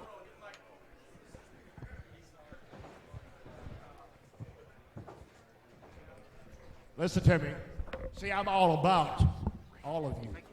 And I promise you, I'm your biggest fan that's in here. But I wanted to say one thing. This kid, come here, bro. You take that mask off now. He's more country than I am. This is brother's first match he ever had. All right. He comes to the School of Morton, and it took me a minute to recognize that was you, but you did a great job, man. You did too, for his first match. See, all we got to do is train, train, and train. Keep training. Very good for your first match.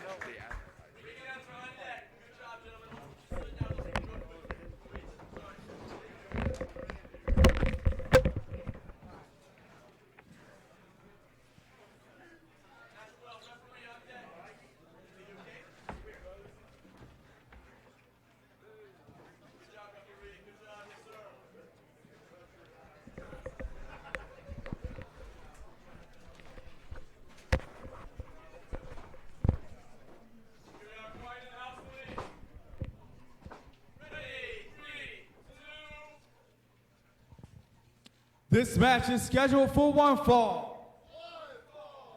Introducing first, all business, Tyler Franks.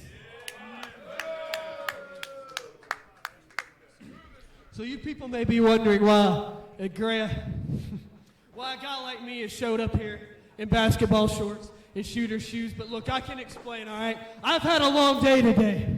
I got robbed, man. I got robbed right here in this low-life, low-down town of Chuckey, Tennessee. But see, that's fine, because unlike everyone else here, I don't need fancy gear. I don't need a fancy jacket. I don't need anything to look like a star. Because, see, when I look in the mirror every day, I see a star. Now, for whoever comes out here to face me, keep this in mind. This isn't about you. This is about me. Okay? So this is going to be short. This is going to be sweet. Thank you, sir. And this is going to be my showing of why I am the man. Now, to whom it may concern, that statement wasn't personal. It was just business. Tyler Franks, all business, a motivated young man in that ring without a doubt.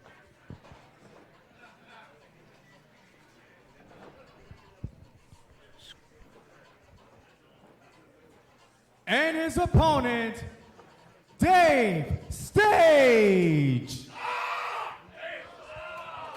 Leave with that, because this is the one that he's probably going to be fucking nervous about. Dave Stage. It's an opportunity for you. A big one. What do you have to say to these fans here tonight?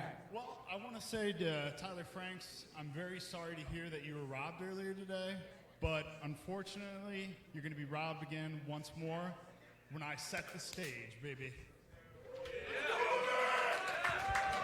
Dave Stage threatening to set the stage up on top of all business. Tyler Franks, Scottsboro, Alabama's own, a Dr. Tom Pritchard trainee. You know it doesn't get any better than being trained by the good doctor. Of course. And also, Dave Stage is from Davenport, Iowa, so we know about somebody else who's from Davenport, Iowa, who happens to be a very major player in the professional wrestling industry. Iowa, perhaps the second best state for producing wrestlers behind Oklahoma. Dave Stage looking to be the first in a long line of winners here at School of Morton, taking it to Tyler Franks. Yes, sir.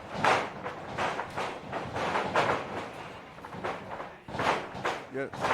Dave Sage definitely has a classic look, and definitely got the skills to show for it as well. Arm drags there and a big body slam now. Of course, all he needs to do is just keep that up.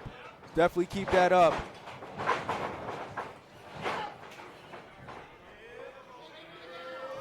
Look at Stage.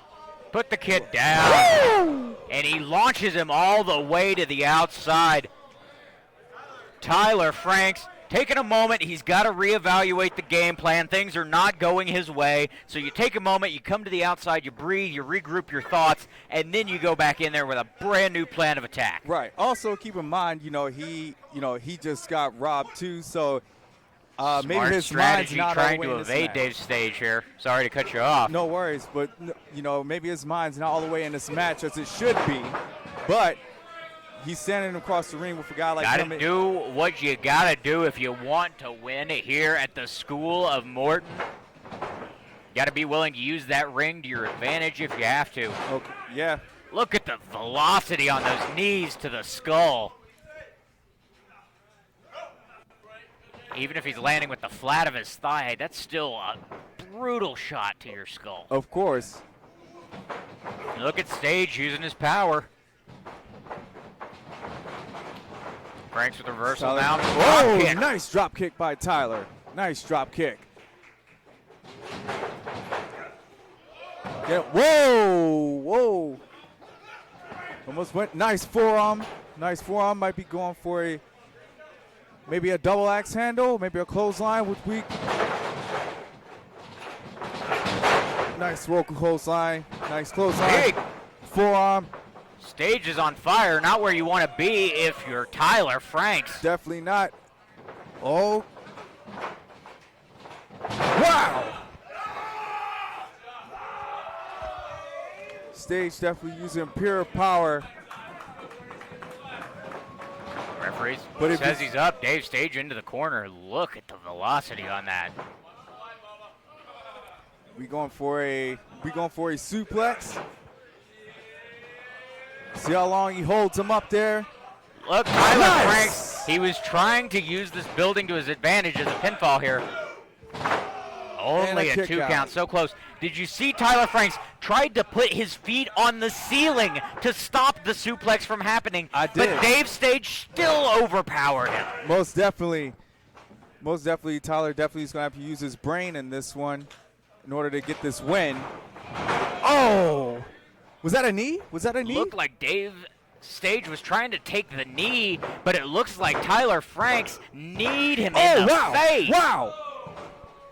Using his ring placement to his advantage.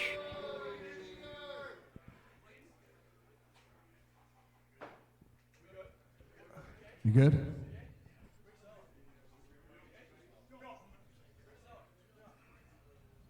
Fucking what a meat dick.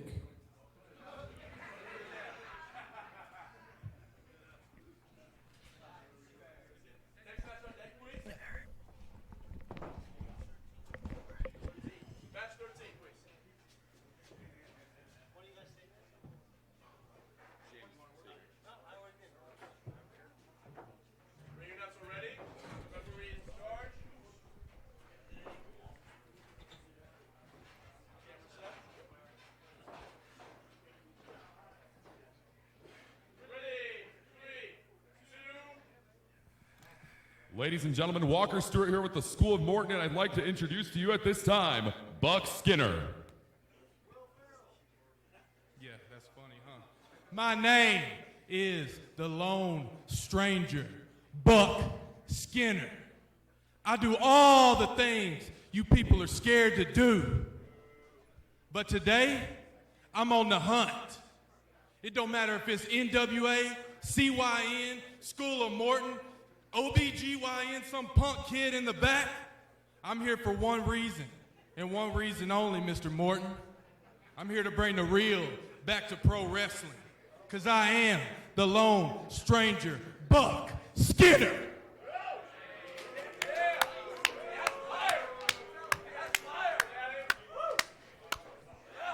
Look at the confidence on Buck Skinner. That is a real professional wrestler. Mullitullo. Austin, tough words from Buck Skinner out here tonight. Tough words indeed. The Lone Stranger talked about bringing the real back to professional wrestling. I can assure you, the Astonishing One is as real as it gets. A clean-cut professional, clean and through, can end this match at any moment. Trained under the learning tree of the realest and one of the most prestigious NWA World Heavyweight Champion, handsome Harley Race. You talked about your narrative. Well, here's mine. This is an opportunity to prove to him, to prove to the world, that someone like me can go toe-to-toe with a giant. Thank you for your time. It's time to shut up and wrestle. Time to shut up and wrestle, the Astonishing One says. This should be an interesting contest, Walker, a mashup of styles, if you will. Oh, if you have ever seen a mashup of styles, you're seeing it right now here tonight in Chuckey, Tennessee, as Buck Skinner takes on Austin Mullitullo, the Astonishing One.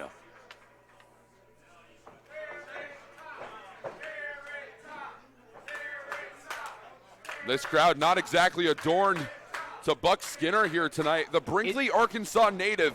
He has something to prove here tonight, James. It's because they're scared of real pro wrestlers like Buck Skinner. They'd rather see somebody prancing around in pink tights and a fur coat than a 6 foot plus tall man who's just ready to fight. Well, now, I don't know what you see wrong with pink tights and a fur coat, but nevertheless, a beautiful waistlock currently applied, an effective one at that, by Austin Mullitullo. Fiery out of the corner now, Irish whip.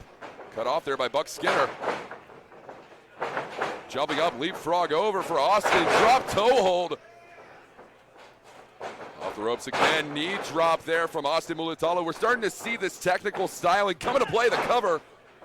Only a 1 count. Mullitullo taking picking up the pace. He knows it favors him when they're moving at a rapid speed. Buck's not going to have a moment to catch his breath. But Mullitullo's going to need to catch his breath after that one. Cover. And the breath might have been knocked out of him as only a 1 count there, says our official. And if you are astonishing Austin Mullitullo, what is your strategy right now when trying to overcome this massive lone stranger in Buck Skinner? He seemed to have the leg up when he was shucking, jiving, and moving, and that's exactly what he's got to do if he wants to win. But now he's being sent for a flight corner to corner, Beale Airlines. And that is a flight that I would not want to take a ride on, Mr. Southern, that's for certain. These boots, size 14.5 boots being shoved directly into the jaw of the astonishing one, trying to rearrange the facial structure of Mullitullo. Not such an astonishing night if you need some dental surgery at the end of it. Buck Skinner saying this is the whole School of Morton's fault. And these repeated chops, machine gun level in nature. And a clothesline turning Austin Mullitullo inside out. The astonishing one just got flattened. That's true. His bottom feet were on the rope, and that was incredible in-ring positioning there for Austin Mullitullo. The in-ring IQ of this man is unprecedented. Without a doubt. Cover here once again. Buck Skinner, 2. 2 count there. Buck very smart, though, not giving Mullitullo an inch of room, immediately going back on the assault. And that's exactly what you have to do if you want to walk away here tonight with a victory from School of Morton. Whip out of the ropes once again, up and over. Buck Skinner. He has to head on the turnbuckle. Once again, fiery maneuvers on all regards as Austin Mullitullo shooting him out. Drop kick, and yet to take the big man off of his feet.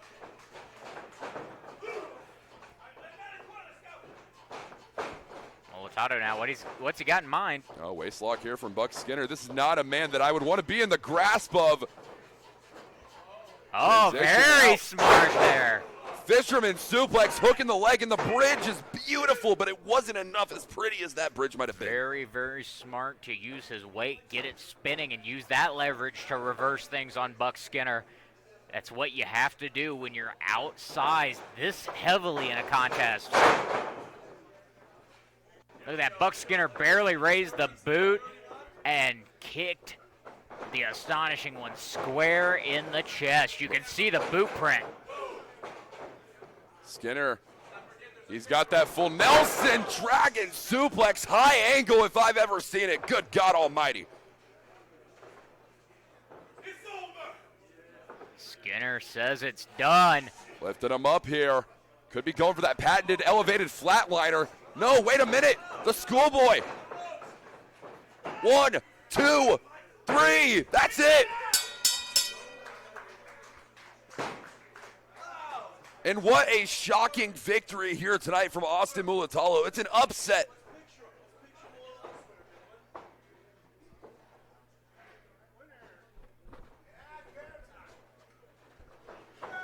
Wait a minute. Oh, this is absolutely egregious, James. You don't anger a man like Buck Skinner, or you will pay the ultimate price.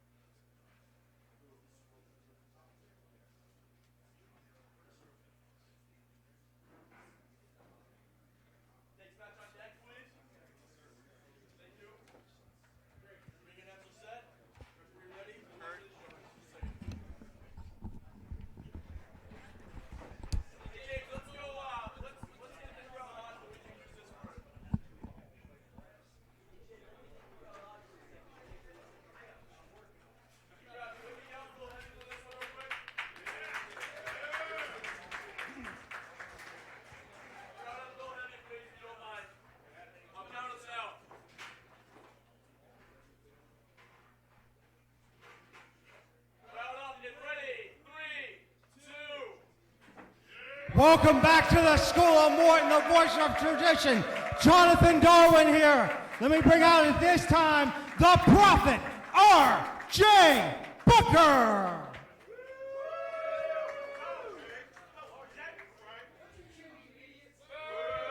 Mr. Booker, tonight you're going to be taking on one Derek James. You know, 30 years ago tomorrow, the Heavenly Bodies defeated the Rock and Roll Express for their tag team championships. And now 30 years later, Ricky Morton has the pleasure of being introduced to the next big thing in professional wrestling since the Bodies and James E. And that is your prophet, R.J. Booker. Here to tell the truth to all of you. And that truth is that for too long, the opportunities afforded to the others was not the opportunities afforded to the brothers. Well, I'm not here to ask for anything. I am here to take what belongs to me. So to EC3, to Ricky Morton, and to all of you out there, you are about to witness true black excellence.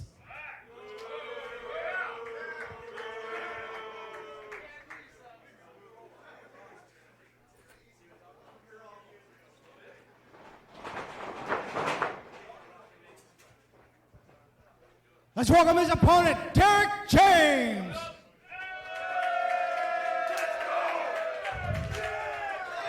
All right, Derek. Strong words by R.J. Booker. Your response, sir.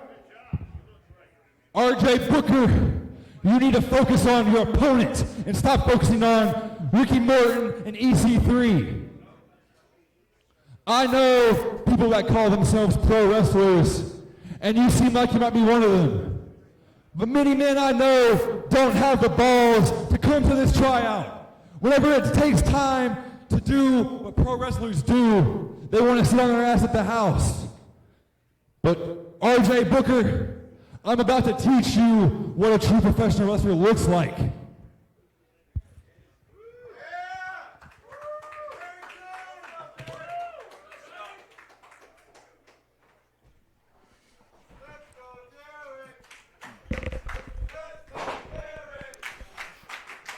And welcome back to School of Morton. We have two competitors ready to go underway. Yeah, Derek James, 8-year veteran. The Prophet R.J. Booker, only a 1 year in this, but a 4-sport athlete, top prospect. Definitely somebody that we could see an eye on. Very confident in himself. Some may say overconfident. Oh. As we go one away. Collar and elbow tie-up, Durant. Yeah. I'm sorry, I just got caught. Sorry, I got caught up in the tie-up. That's all right. Didn't mean sometimes it happens in this business. And it just happened to me. Yeah, all right. I'm sorry, Durant. Go ahead. It's your turn, sir. All right. Let's see. We got Derek. Let's see. We got the Prophet in a hammerlock right now. Hammerlock right now. Smooth transition to a headlock. Yeah. Derek James has a small high school amateur background. We'll see if that comes into play.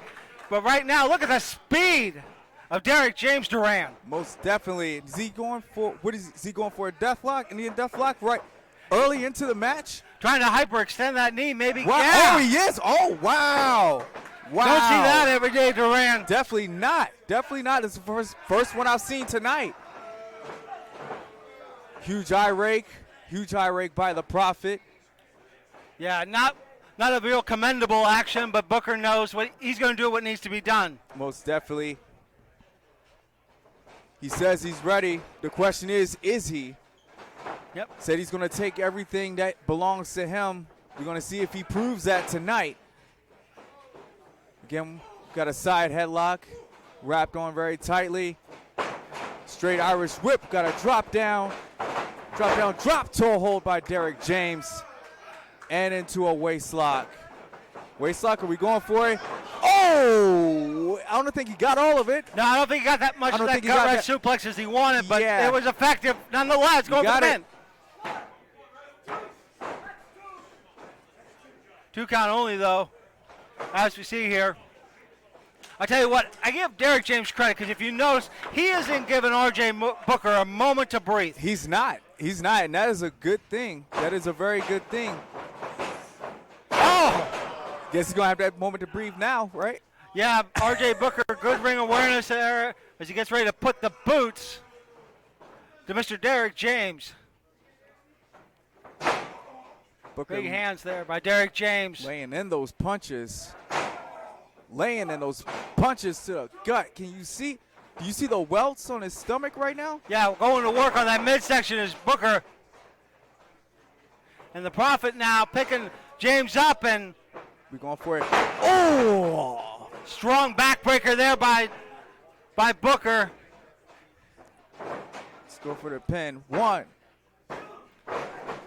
And he kicks out. Prophet's going for another. He's laying in those punches. Yeah, I'm not a big fan of his tactics, Duran, but they're effective, unfortunately. I mean, obviously they are. I mean, whether you're a fan of it or whether you're not, whatever it takes to get the win, you know, that's what's gonna have to happen. He legit said he's gonna take it. He's taking it. That's what we're seeing now here. R.J. Booker getting James into the corner. And if you take a look, Booker's been smart. He's continued to work on the abdominal cavity of James the whole time. Are we going? Oh, nice O'Connor roll.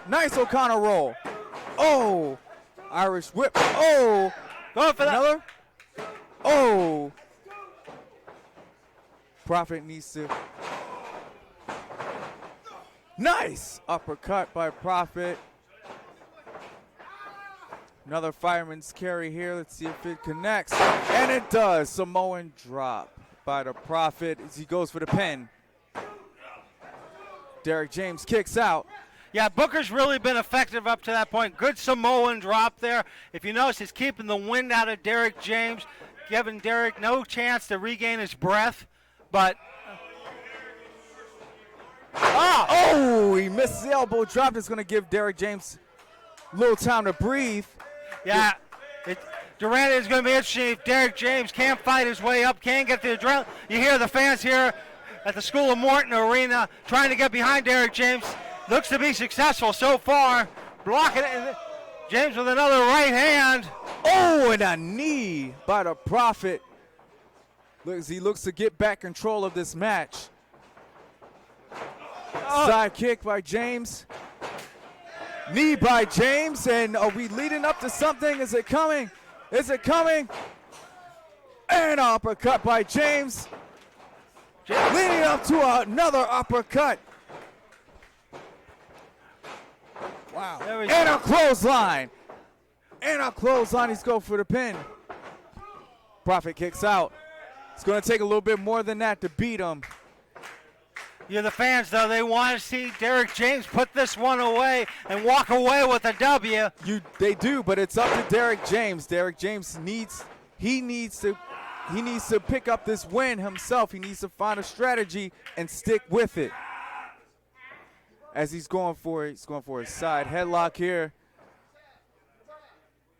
Trying to weaken Prophet. Yeah, look at the close fist by Prophet. Oh, kicked straight to the head of Derek James. That could do some damage. That might be the opening that R.J. Booker needed. We see Booker fighting away right on Derek James. Oh, wait, is that and an eye rake. Yeah, that'll water the eyes real fast. Wow. I'll tell you what, R.J. Booker is not above taking a shortcut, and it's paid off so far. Definitely. Again, you can take all the shortcuts you want in the match if you're not adding up. Whoa, was that an attempted angle slam? Wait. Oh, back suplex. Wait a minute. What, was that 2? Whoa. Yeah, only a 2 count, though. Yeah, it was a 2 count. His shoulder rolled. There was only one shoulder on the mat. Takedown by James. Looks like he's going for a. Is that a figure? Is that a figure 4? Is he going for? Well, he's got that submission. Oh, that's all. Nice. Derek James, your winner by submission. The veteran winning the day. The Prophet well, you may want to go back and study a little bit more. Yeah, might need to go back to the drawing board on that one. Your deal is you're a great wrestler, right? You know all the moves. Okay, but you're a character. You're a great wrestler, right? You were. Great shit. 20 seconds in the match, you fucking twist him in a pretzel, you have him in the Indian deathlock, which is a finish to me. I don't know about you. Okay. Indian deathlock, the figure four, you know what I mean? But like, to go away from it, to go away from it so quickly, you lost. Like, if you're this great wrestler, you could tie him up anywhere, anytime. Cool. Save the eye rake. We did an eye rake to get to a restart, to get to more wrestling movement. I did get lost in the comeback. Do you want to know why I got lost in the comeback? Because after you hit him with a move and covered him and kicked out, and then you traded a bunch of more, like, I'm just like, I'll give somebody $100 if they can have a straight through comeback today, at this point. Having a match with a straight through comeback, babyface up. Don't tell anybody, because they're not listening. But there's like plenty of good stuff and good solid movement and foundational shit and great bumps and you're selling for each other. That's all good. It's about the in-betweens and then the getting lost. Selling for each other into the next thing as opposed to picking up and running the next thing. Allow work together. Because if we worked together, it would have been from okay to really fucking solid.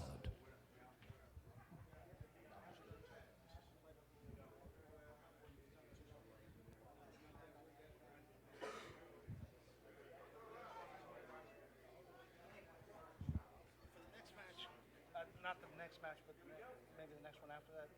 Me and you do the interviews, color, I do play-by-play. Sure, yeah, so the one that's after the upcoming one. Well, or you can stay out here. Oh, okay. Let me do this one, and then I will go back there, get notes and stuff, and I'll do interviews. Okay, and then you stay out here, and we'll bring out Duran, and then you guys decide who's doing what.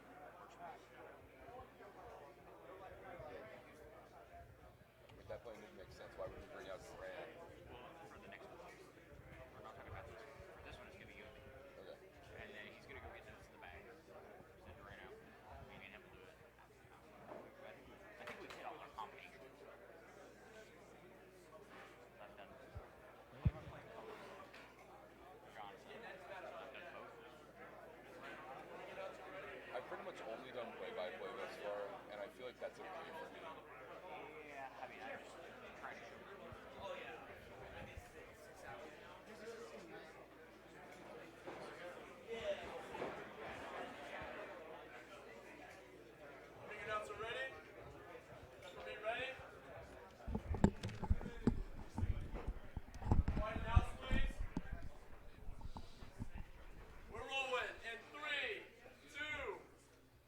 James Southern back at the School of Morton. My guest at this time, you might know him from his YouTube channel where he has over 1 million subscribers. You might also follow him on Facebook, Twitter, Twitch, LinkedIn, Instagram, Snapchat. He's got it all. He is Forever Young Zoe.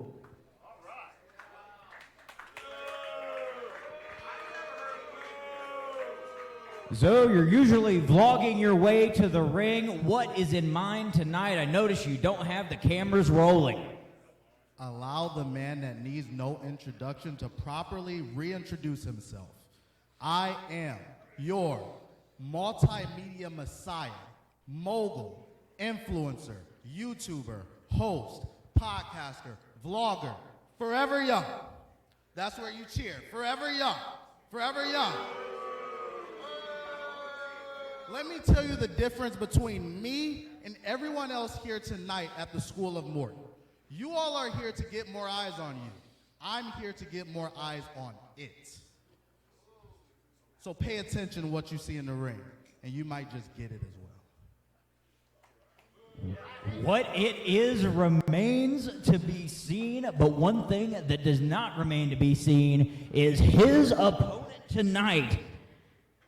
He is the son of a rock star. This is Dean Hendricks. Come on, get lit for me, that's all.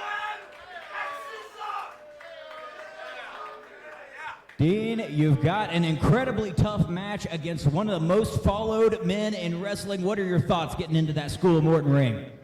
My thoughts on Forever Young, the multimedia messiah, is the fact that he knows nothing about the rock star lifestyle, and that's the fact that it's live fast, die young, baby.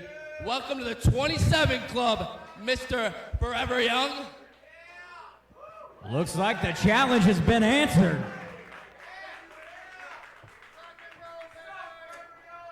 Well, folks, the Velvet Voice Walker Stewart, Diamond Jim, James Southern on the call for this broadcast. And James, I got to tell you, some tough words out of the competitors here tonight, especially from Forever Young Zoe.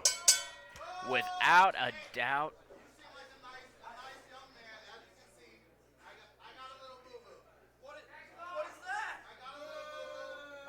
Well, I believe we know why the cameras were not rolling. That cast on the left arm of Forever Young Zoe. Shaking of hands between gentlemen here in the School of Morton ring. You have to appreciate a good showcase of respect. Oh, no. Respect or far from it. And he was busy looking at that damaged arm, and the good one caught him right upside the head. I couldn't expect anything less from Zoe, however. The man will do whatever it takes. He had to do some crazy things to get 1 million subscribers. He's willing to do anything to win here at School of Morton tonight. He is the son of a rock star. He considers himself to be the great escape from reality. Dean Hendricks is on fire right now. Hendricks might be fired up, but we'll have to see if it's just the latest social media trend. Oh, big splash right now in the corner from Hendricks. And what is it going to take?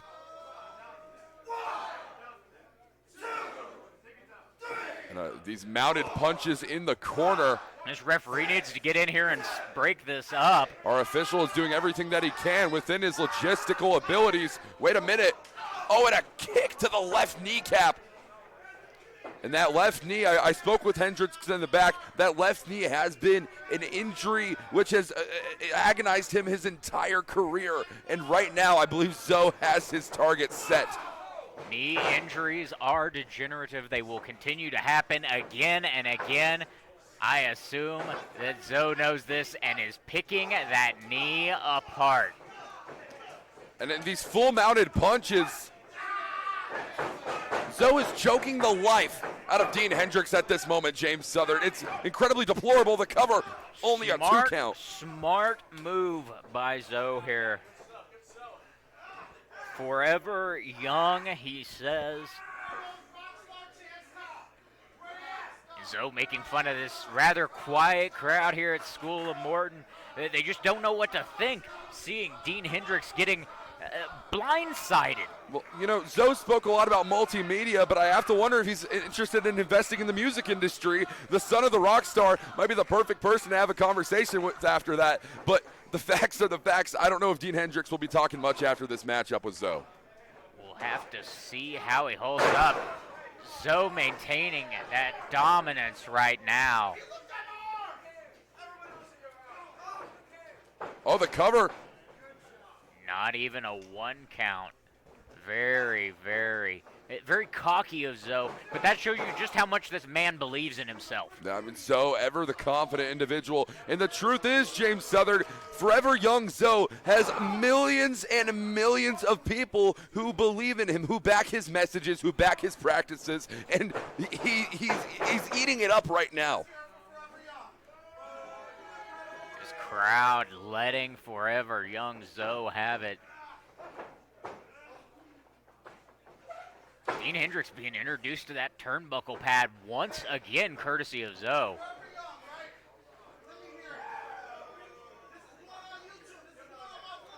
And Zoe claiming that this is going on his vlog. This is going to receive 1 million views. Of course, he's usually vlogging his way to the ring.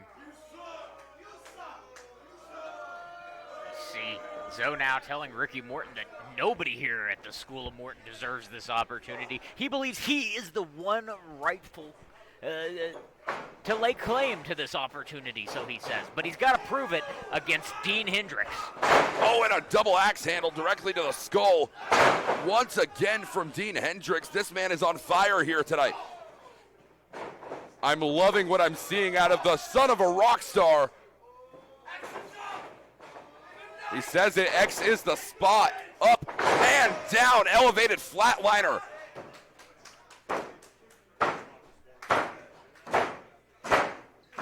Even with one arm, I want to point out that Forever Young Zoe has been able to hold his own against Dean Hendricks. Oh, sending Dean Hendricks into our referee. Our referee trying to figure out. And the son of a rock star has just been beaten like a drum, going for the cover. And that's it. What a win for Forever Young Zoe.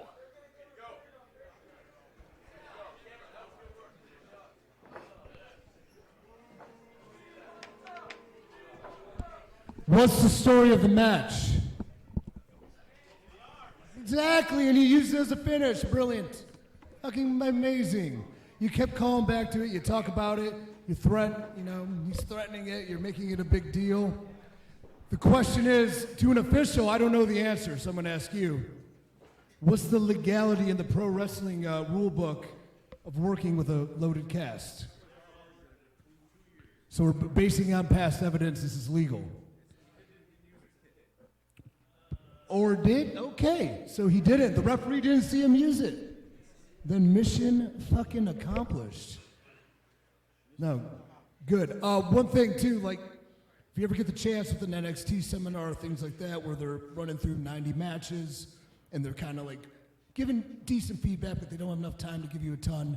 But somebody always says something, an agent, a coach, somebody of power, hear it, and remember it, and then apply it, and you'll get over with them. And therefore you get over with them, you'll get an opportunity more likely than you wouldn't.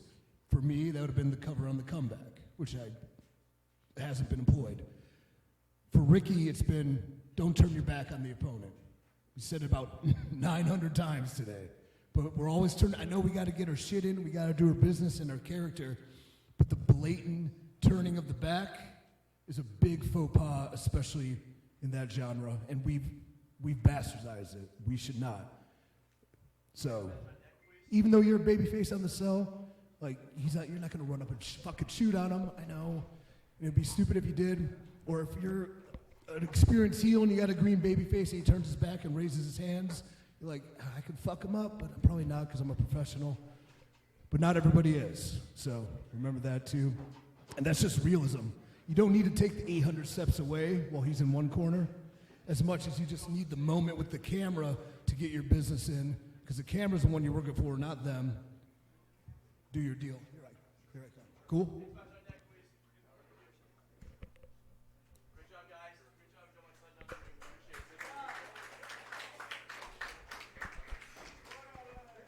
Cameras are still hot. Cameras are still hot. Hot camera's still on. Here we go. Screen enter up. House quiet. Ready. 3, 2. This contest is set for one fall. Introducing first, wrestling's finest, Harley T. Morris.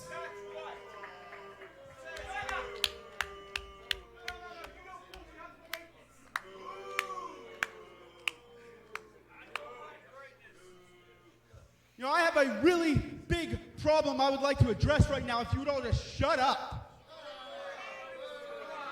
See, I've been walking around here all day just being the great self that I am. And there's one guy that's just been getting under my skin. He goes by the name Star Kid. Well, Mr. Kid, I'm pretty sure that you have some skills to pay some bills. But when you walk around dressed up like a dollar store Comic-Con, you make a joke out of my sport. So it's very appropriate that this place is called a school. Because, Mr. Kid and everybody watching, you're about to learn a very hard lesson. Because you see, funny don't make money. What does is wrestling's finest, Harley T. Morris, getting a win.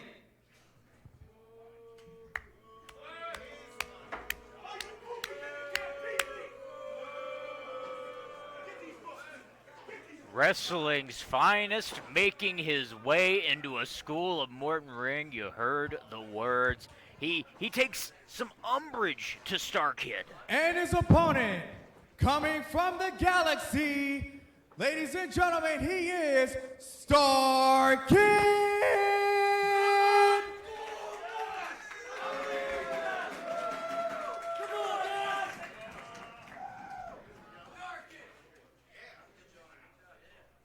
Star Kid, what would you like to say to these fans here tonight?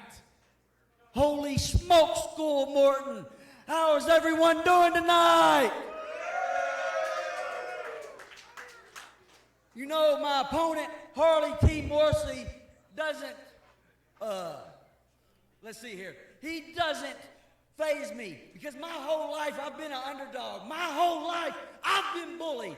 My whole life, when I told the teacher that I wanted to be a pro wrestler, the class laughed. Just like he's laughing now, just like he's a bully now, I'll do what I do to every other bully. Prove him wrong.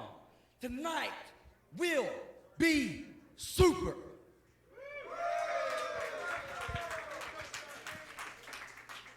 Looks like somebody grew up reading a few too many comic books, but let me tell you something. Comic books don't apply to the real world, and that's a sad, sad lesson that Star Kid's about to have to find out, courtesy of Harley T. Morris. Yeah, but you have to understand. No. Where's it? Yeah, but you have to understand too, Star Kid. He's very determined to win here tonight. So, you know, he's a very intelligent young man, and I think that everything that has inspired him is definitely going to help him, aid him in this win tonight.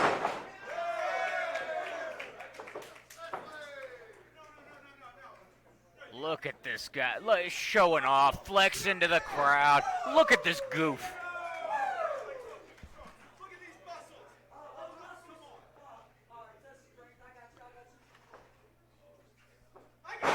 Oh!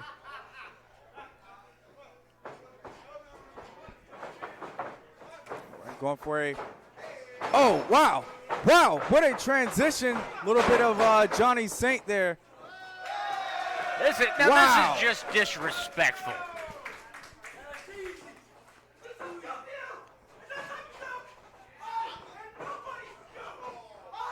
Wow. Wrestling's finest not being so fine right now. Whoa. Now clothesline by Star Kid. Another clothesline by Star Kid. It's going for an Irish whip here. For another line. Tilt-a-whirl. Whoa! Hurricanrana. Smooth Hurricanrana by Star Kid. Very, very smooth move by Star Kid. Look at Harley T. Morris, though.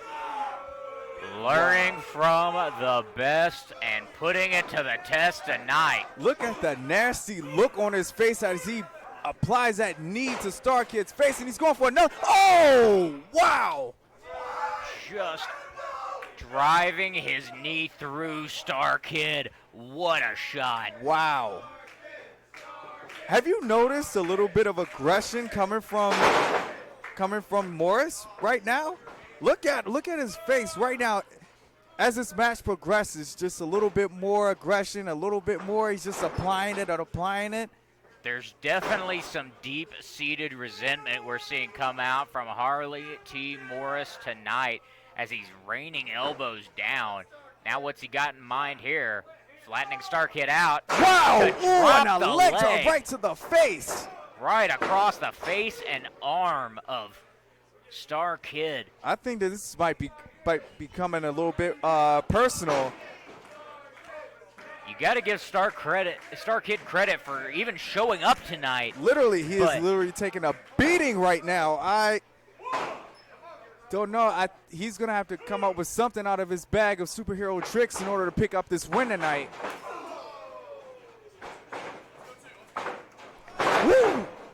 Huge set of uppercuts there. Rocking Star Kid. So he goes for the pin. A little bit more. Let's see if he applies a little bit more aggression. He's going to have to apply that aggression if he wants to win. Star Kid, even though he doesn't take him very seriously, he's almost had him in trouble a couple of times tonight.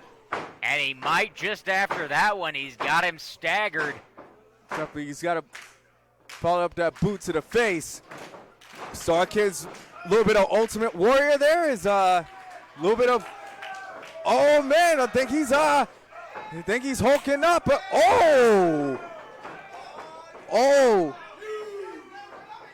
wow, huge punch, huge haymakers by him.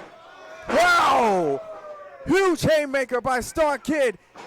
So he goes off the ropes and a huge shoulder tackle. He needs to go for that pin. Is he going for another? What Star Kid got in mind here? Getting pushed off by Harley T. Wow. Oh! Intentionally going to the outside there to draw Harley T. Morris over. Shoulder tackle. What's he have in mind? Oh, and a huge knee to the face. There's that aggression that I was talking about earlier. Star Kid, smart, hanging on there to that waist lock. Whoa. Harley T. Oh, and Morris. he gets a quick Look win. at that. Very smart. He knew where he was in the ring and how to capitalize. Wow. That's how you pick up a huge win at the School of Morton over someone like Star Kid. I think he's going to get a whole lot of looks after this one.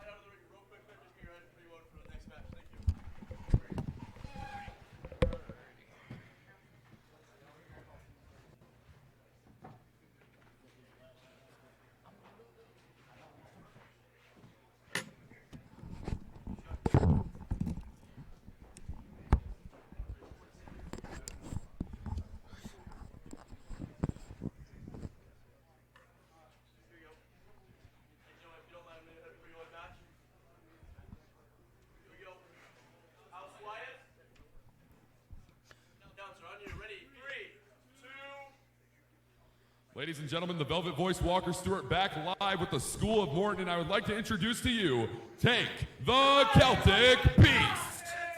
Yeah. Tank, I've been told that you have something you'd like to say to the faithful here tonight in Chuckey, Tennessee. I have a dream. Yes, I have a dream. That dream is to become the best wrestler in Michigan. No. Scratch that. The best wrestler in the world. And no one, I mean no one, no musician, no legend, no professional athlete can get away my dreams. Because I dream it, believe it, and I will achieve it.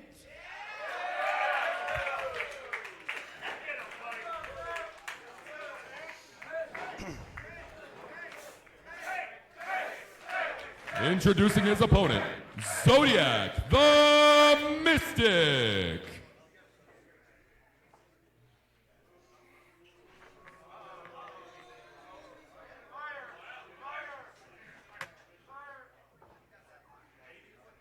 Zodiac, a message has been sent tonight by Tank. Walter, do you smell that in the air? That is the essence of life, breath itself. Do me a favor, close your eyes, Walter. Look. Everybody out there, close your eyes with me and breathe in and breathe out. Every breath is the start and stop of life. And tonight, in front of the School of Morton, control your narrative. Dreams, I love dreams. But tonight, Walter, when I slide Tank's arm behind his head, and I clench this fist, and I drive this hard punch through his chest, it'll be the last time he breathes in and breathes out.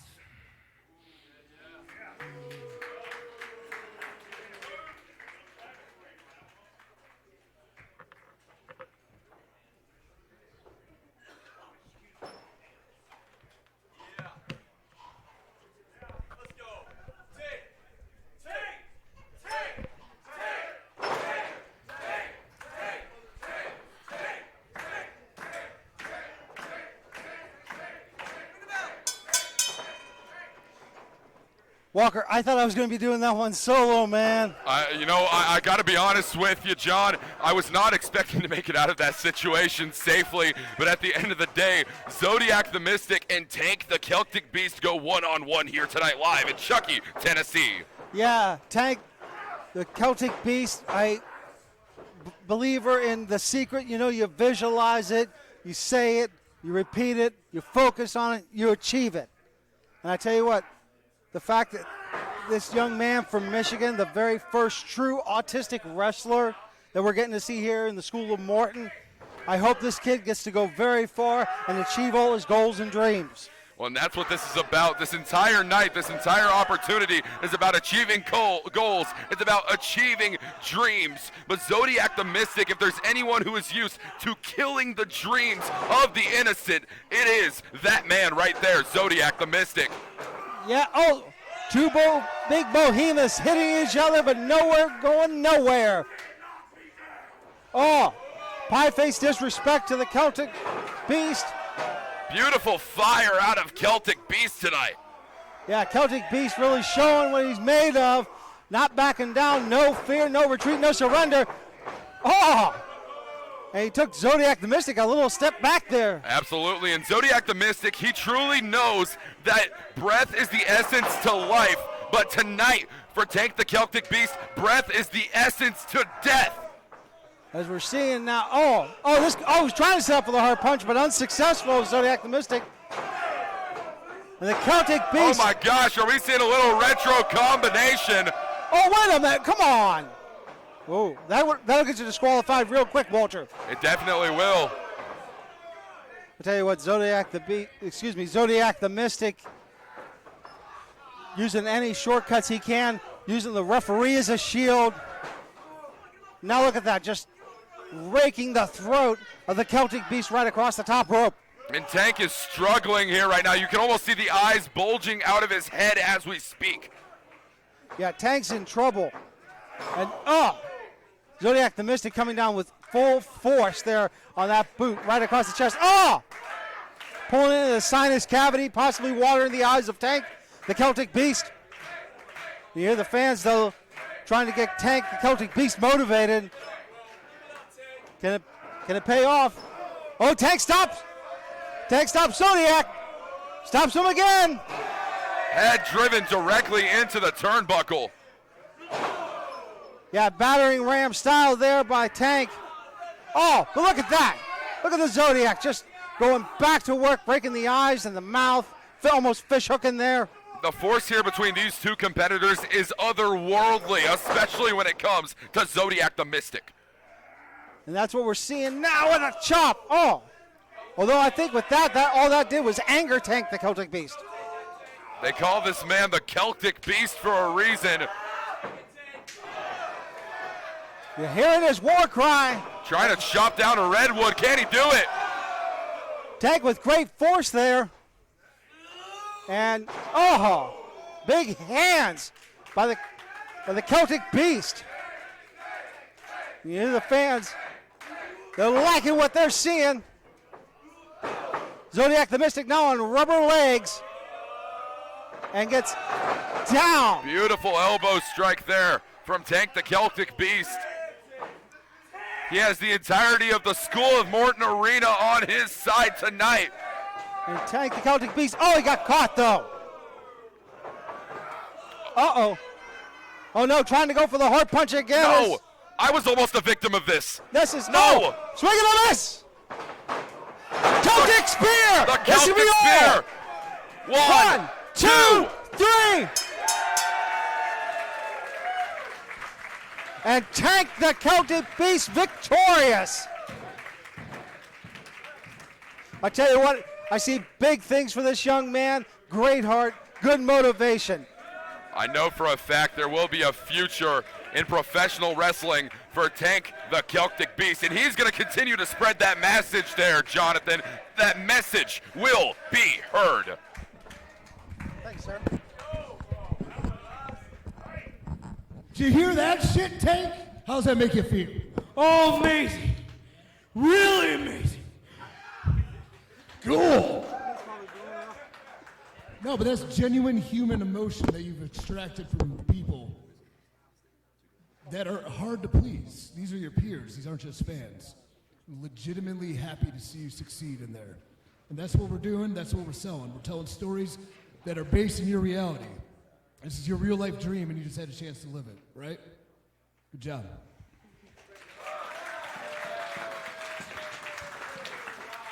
And kudos. Takes two to tango. You did a great job with them. Yeah, I mean, as Ricky said, to be a great worker, you can have to work with anybody or anybody in any situation, anytime, and you prove that. Like, yeah, you taught well.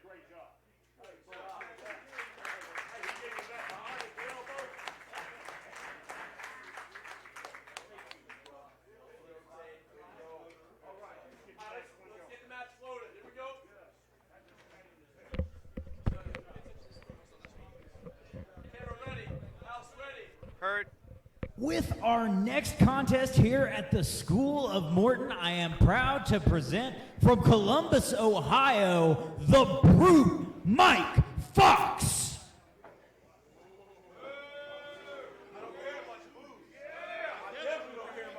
A man who says he is not afraid of this crowd. Their opinion doesn't matter. Let the people know what you're thinking tonight. See, I came here for one reason and one reason only, and that is to show that I am the best that this promotion will see, and I am the best in the world, all right? My name is Mike Fouch, and I stand by that. I don't care how many people I have to slam through that ring. I don't care how many heads I have to cave in. Tonight will mark a new life for me.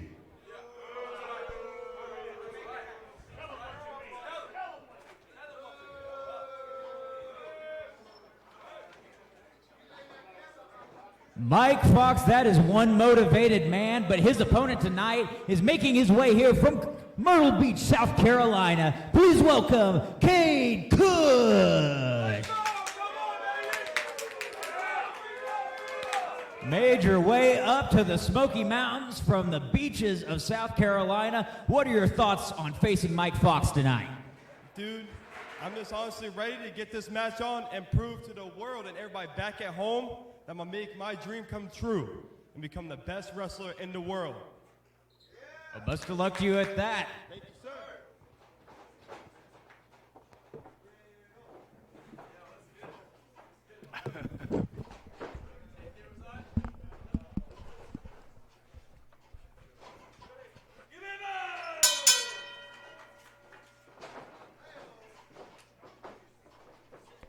This contest underway. Mike Fouch taking on Kid Cush. You want to talk about a David versus Goliath type scenario? Yeah, this is definitely it. This is definitely it. I don't know if this. I don't know. Kid Cush kind of puts me in the mind of somebody. I can't put my finger on it, but you know we don't have to. You know, we'll talk about it later. Mike Fouch here with a beautiful rear waist lock applied. Look at Cush trying to slide those hands underneath those arms and create some separation here. Oh, to a top wrist lock. Top wrist lock, backed him up into the corner. Look at that. Has Mike Fouch reeling early in this contest. Yeah. Ooh, it looks like pie face. A little thumb to the eye there, temporarily blinding Kid Cush. Now he's just repeated forearms to the back of the head and neck. Got him draped up on the rope now. He's got him on the ropes, and he's applying pressure to the back of his neck. Good job by our official backing Mike Fox off of him. Of course, he does have that 5 count before he's disqualified, and Mike Fox was taking full advantage of it into the pinfall now. Only a 2 count, but still impressive to be getting a 2 count this early in a contest. Mike Fox has come out high. I think that shot to the back definitely caused him to get that 2 count. You've got to imagine the neck and head of Kid Cush are just pounding at this point. Ooh. Oh, you're a Nagi! Wow! Right through. Looked like a. Guess I wasn't enough. Yeah, it looked like he didn't go all the way through. Normally when he delivers that Uranagi, he follows through all the way to the ground. It looks like he didn't do it this time, and that might have just been what saved Cush in this contest.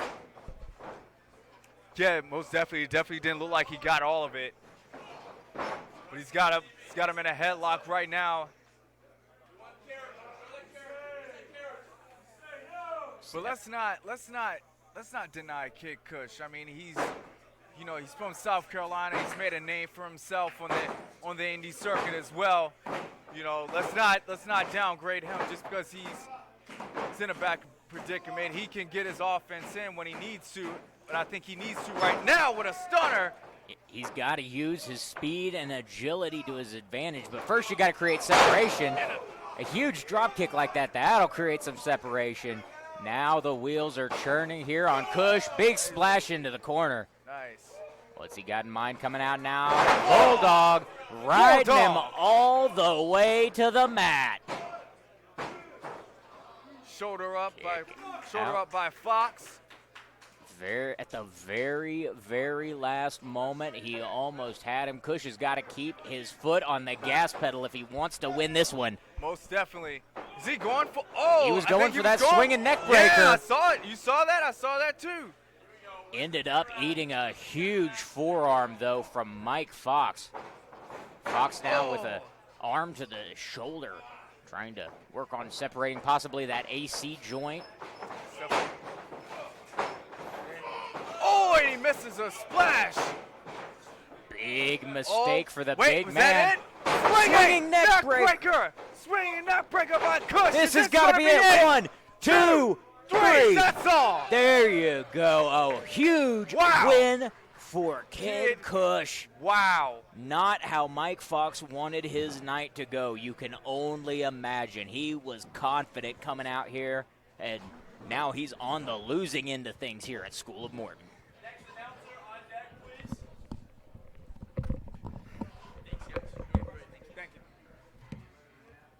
Hello. You're staying out here with me. Yep. Do you really want to be the best wrestler alive? Really?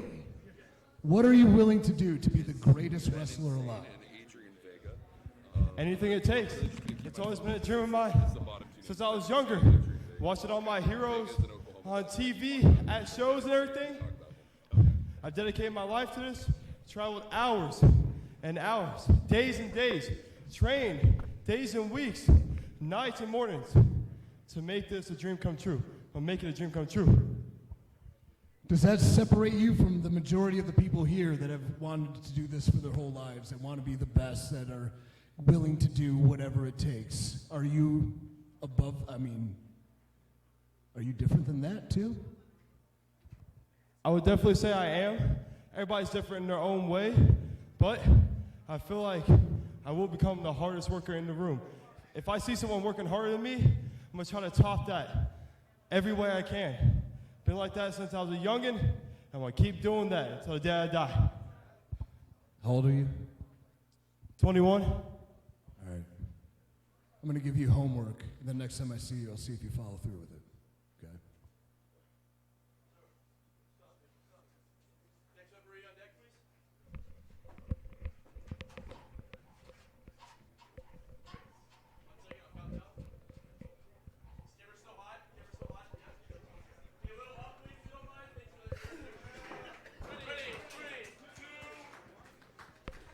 Ladies and gentlemen, the Velvet Voice Walker Stewart back with more SOM action, and I want to introduce to you Ben Insane. Ben, what do you have to say to the SOM faithful here tonight? I'm not here for them. I'm here for myself. I am here for an NWA contract and control your narrative contract as well. Nothing else.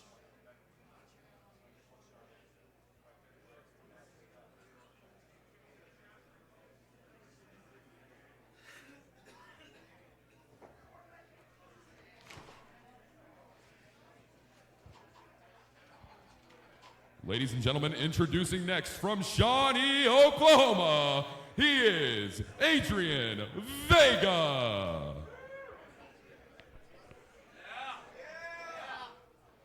Vega, I know you're walking into this matchup determined here tonight to make a statement. What do you have to say to the faithful in SOM? Walker, the nerves. The nerves, I'm shaking, I'm excited, and I'm ready to go. To my opponent, he's big, he looks strong. You better hit hard, because I don't stay down for very long. I'm here, the School of Morton, to challenge myself. I'm not worried about a contract, I'm not worried about a tryout. I'm here for myself to see if I can handle it. Best of luck to you.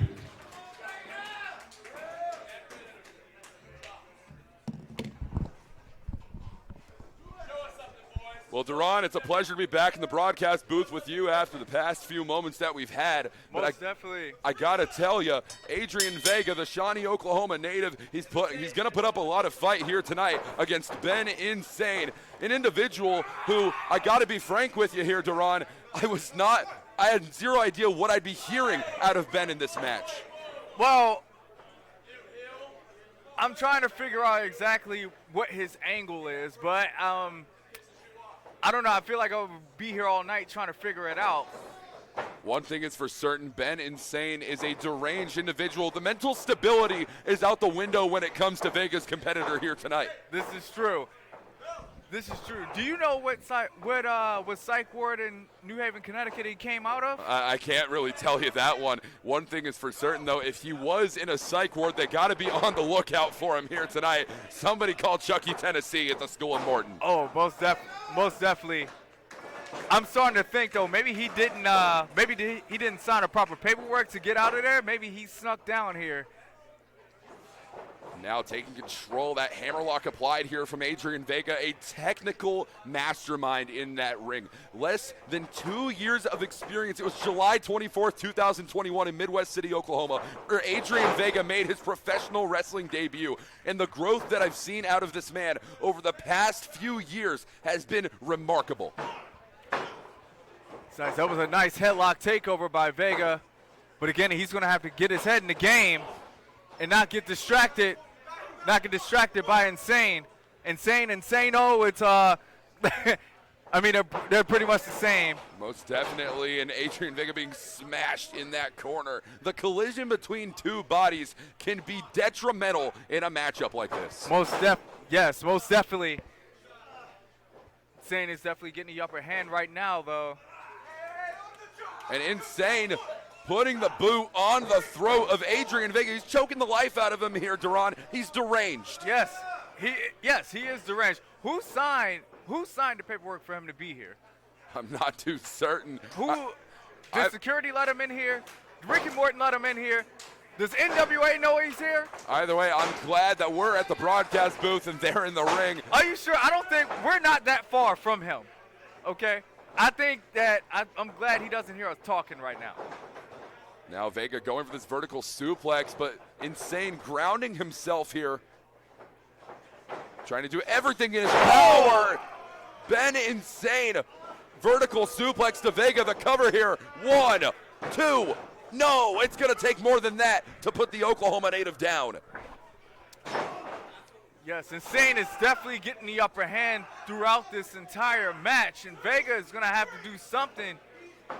Gonna have to do something to get the upper hand right now. I gotta admit, Ben Insane, he's very destructive in that ring, but he's set out here tonight with a goal. That goal, a contract with a global wrestling federation. So maybe he's not that crazy. Maybe he's just determined. Most Are you saying that? Oh, potentially so. Adrian Vega, though, he said himself, he is not looking for a contract. He has to prove something to himself first. Something needs to be proven tonight. That he can beat an insane man from New Haven, Connecticut. Vega now fighting out of this one. Look at this. Hooking the arm around the head, going for the vertical suplex, but Ben Insane, he's just a massive individual, Duran. Yes, indeed, they both are, and this definitely has been a heavy-hitting match. But who's going to get the upper hand? And it looks like Insane with a huge headbutt to Vega. And Insane looks like it. Oh! Sweeping flatliner, the cover. Wow. That's and it. It's done. And a dominant victory here tonight for Ben Insane, live in Chuckey, Tennessee at the School of Morton.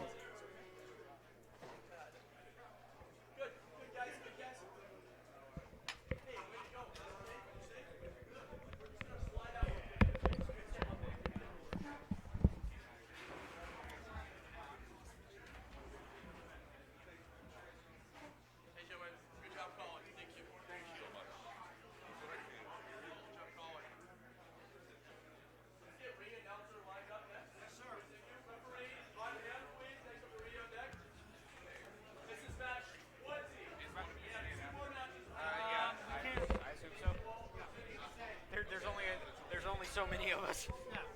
Rabbit, reject, and ace.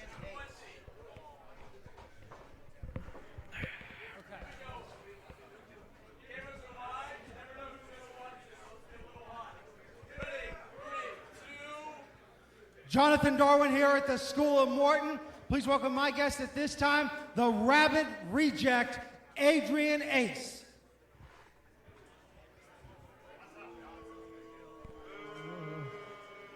Ace, you got a young upstart that thinks he's got your number. He can think he has whatever he wants. Was this thing not working, huh? Where's it at? He can think whatever he wants, but his first mistake was showing up to the building today, and his second mistake is getting in the ring with me, because when you see me, I want you to remember pain, and I want you to remember suffering. Mr. Ace.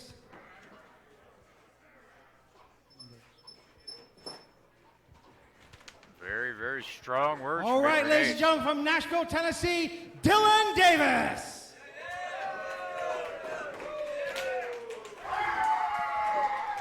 All right, Dylan, I know you're hot and ready to get in the ring, but I want to get a few words. You heard what the man had to say about you. Man, this guy, the Rabid Reject, wants to inflict pain, wants to make me suffer. Well, the only thing the Rabid Reject is going to have to worry about is the fact that these hands are rated E for everyone. All right.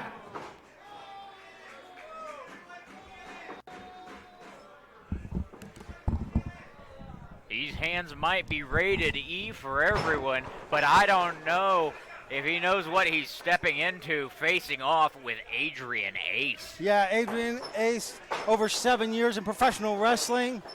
As we wait for the referee to call for the bell. Yeah, Dylan Davis, less than a year in, 6 months approximately. He's going to have an uphill battle here today, Diamond Jim. But that's where you really get to test your mettle and find out who you are and what you're made of, is against battle-hardened competitors like Adrian Ace. That's what we're seeing here now. Good wrist lock applied. Oh, and a little bit of biting there from the Rabid Reject. You know, better hope that Davis had his tetanus shot. Hopefully so. You don't want to be going home with any communicable diseases. No, not at all. Smart. A showing of ring generalship by Adrian Ace, knowing exactly where he is and where he needs to be to get to those ropes. Yeah, and Dylan Davis quick to break back and regroup. And you see the left arm of Adrian Ace hurting there a little bit. Oh, big kick to the midsection by Ace now as he puts the boots to Dylan Davis. And a vicious punch straight to the jaw as down goes Davis.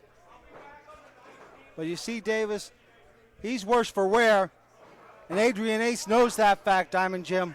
You know he's got to be keeping an eye on him, seeing where those weaknesses are, seeing what's starting to give first on a competitor like this. Good speed by Dylan Davis. Can he make the most of it? And he's doing it so far. Good arm drags. Dylan Davis fired up. Series of arm drags and hip tosses. Yeah, and that energy just flowing through him.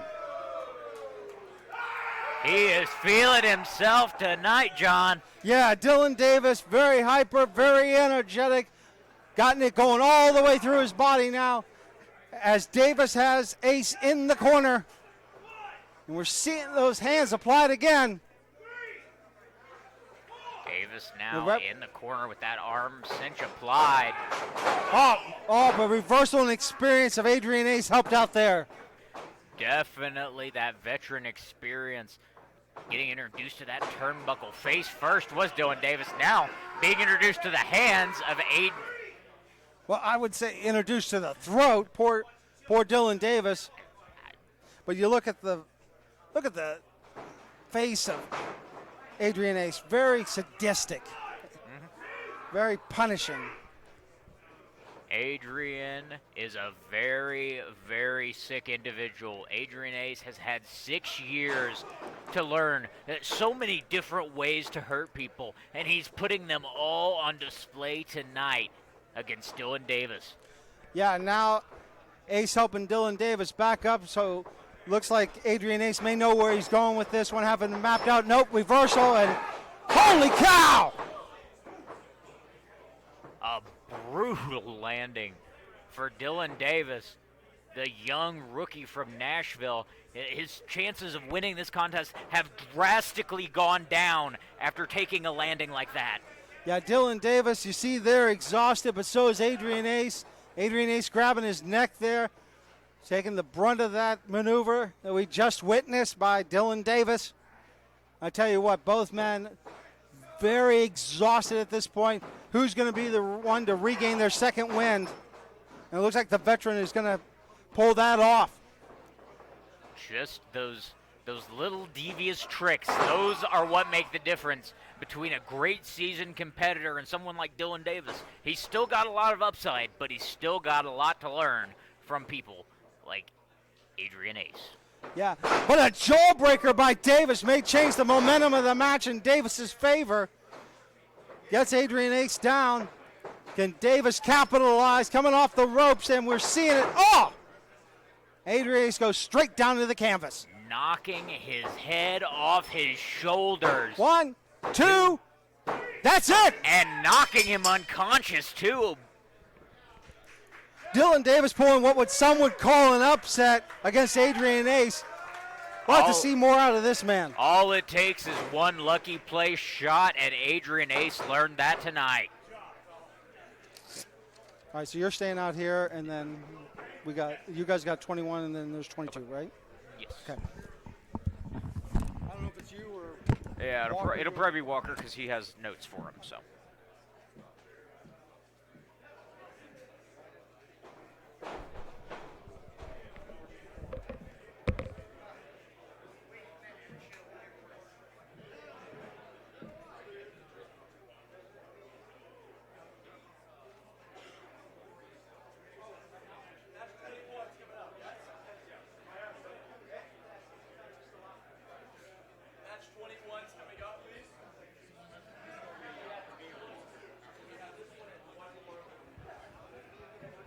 Before this match, we have a shit ton of ring gear that I will sell on eBay if you do not collect it. So get it while it's hot.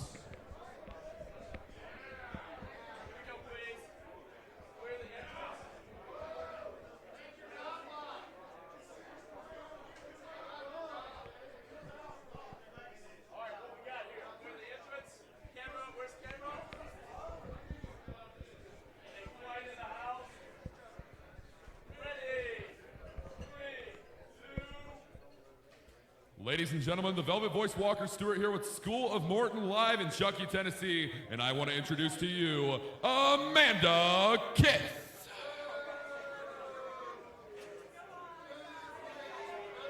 Amanda, welcome back to School of Morton. Thank you, thank you. As you heard, it is I, Amanda Kiss. Don't forget it. And I know what you guys might be thinking. First sight, you're in love. But I have that effect on people. Oh, you know you're thinking it. You're not special, but I am. So, Audrey Allen, I hope you're ready. See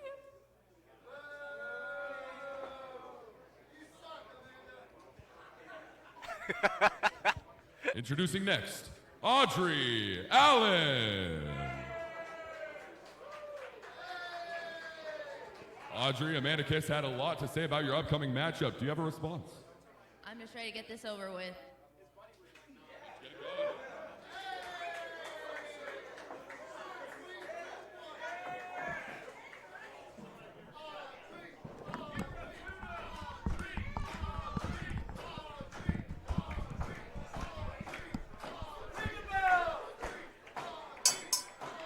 Duran, the crowd is set and ready here tonight. Audrey Allen and Amanda Kiss.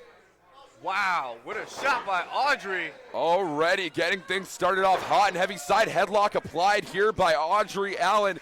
A mechanic at heart, but a professional wrestler at nature. Of course, you can tell it's natural by that headlock that she's putting on Amanda right now. Oh, and that headlock takeover. Look how tight that was. Yeah, beautiful wow. takedown there by Audrey Allen. Doing everything in her power to keep Amanda Kiss incapacitated, keep her from factoring into the future of this matchup. If you can pick up a quick victory over Amanda Kiss, you are going to rise up the ranks here in the School of Morton. We've seen it in the past. It is just the truth. Quick victories showcase dominance. Duran, what is your strategy to a quick victory here if you're Audrey Allen? If I was Audrey, I would just do the same thing. Do what she's doing right now is just stay on top of her. Stay on top of her, make sure that she does not get any hits in. Make this short and sweet, end this match quick. Oh, but a beautiful head scissors applied here by Amanda Kiss. Our officials saying that there's been no submission. Pinfall or submission in this matchup will lead to a clean victory. But who will be the individual to do it? Amanda Kiss choking the life out of Audrey Allen in the corner. Sorry, in the ropes now. She gotta make sure she doesn't hit that 5 count. Amanda has her in a turnbuckle. And I have to point out here, both of these women combined less than 14 months of experience between the two of them. Audrey Allen, only 3 months of professional wrestling experience. Amanda Kiss, just shy of a year. Yeah, oh, wow. That was a judo flip and another, wow. The baddest woman in the room, Audrey Allen. A flying clothesline by Audrey. The cover, 1, 2, 3. Wow, wow, what a win. What a win. A phenomenal victory on the evening for Audrey Allen. Unbelievable. Fantastic. I definitely see a bright future for her.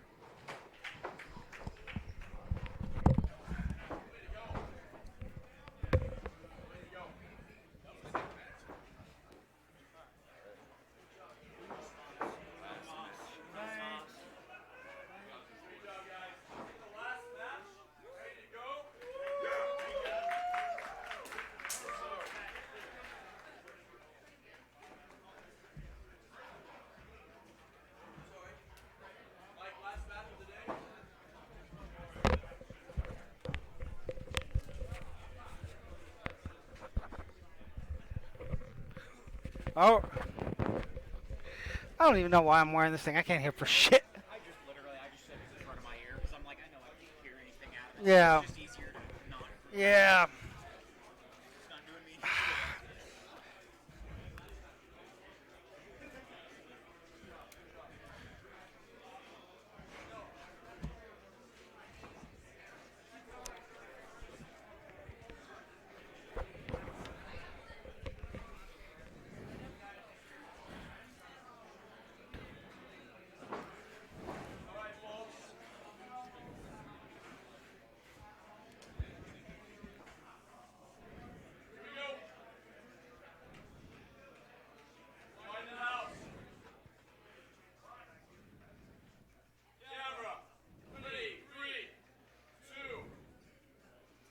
Diamond Jim, James Southern here for you once again at the School of Morton in Chuckey, Tennessee. We have one more huge match lined up, and I want to bring out a man we saw a little bit earlier. Ladies and gentlemen, once again, the illustrious one, Rey Leon.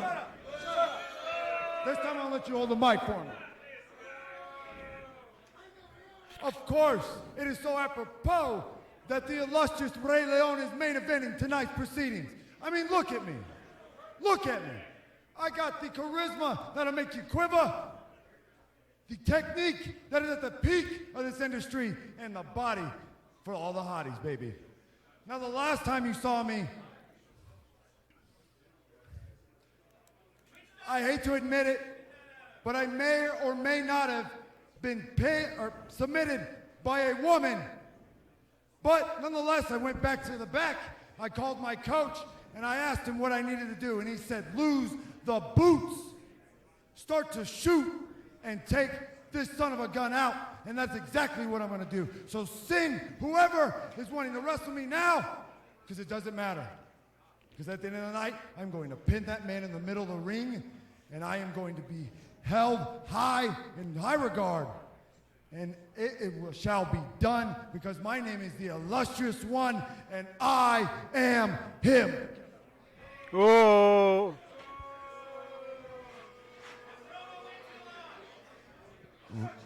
Rey Leon thinks the loafers, or now barefoot, might be the key to getting victory tonight.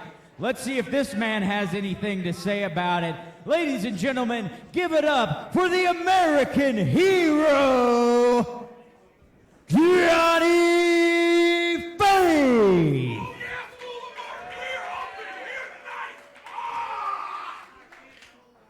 Johnny, good to see you. You're looking fired up. The crowd's excited. It looks like Rey Leon, he's trying to score a win tonight. What are your messages for him?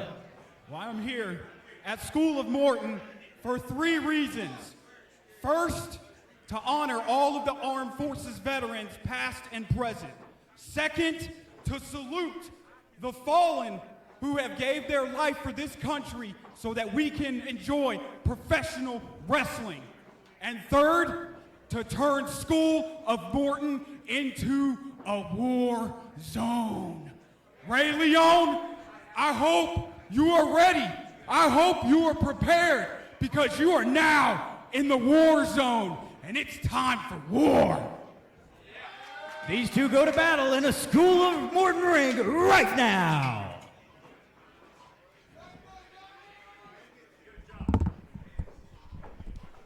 Red, white, and blue right there. USA! USA! USA! USA! Action underway in this contest. Rey Leon looking to avenge a loss from earlier in the night. He's looking to do it at the expense of Johnny Faith. Yeah, Johnny Faith coming out here saying big words. He knows he's trying to get under the skin of Rey Leon, and right now maybe working. Look at the upper body strength of both men as they go round and do-si-do, Diamond Jim. They are like two bulls locking horns and just grappling around the squared circle. Rey Leon finally breaking, only to deliver that boot. Very, very smart, but perhaps a little bit immoral from Rey Leon. Oh!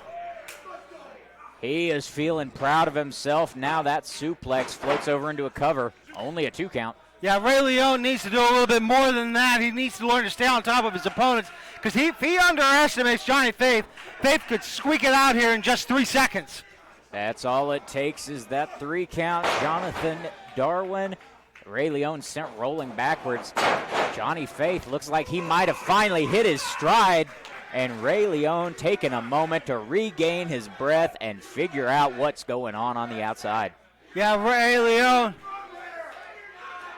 You look at Rey Leon and he's so distracted by the fans, distracted by the loss previously this evening, distracted by the great interview questions you gave him. You know, Rey Leon's kind of what they call in poker full tilt right now. He's in some deep water, that's for sure, taking on Johnny Faith. These two preparing to lock up once again. See Johnny Faith using some of those evasive maneuvers. What's he got in mind? Oh, Ray Leon, very smart, taking the headlock there to prevent anything from being done. Now he takes the offensive position in the rear waist lock, turned around by Faith. Roll through by Faith, pinning attempt.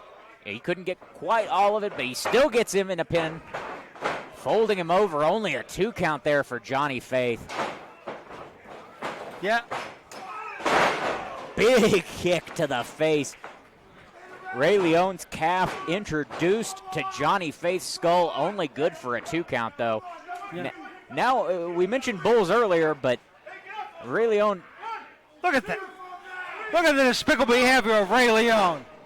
Ray Leon taking every opportunity he can get, our official reprimanding him.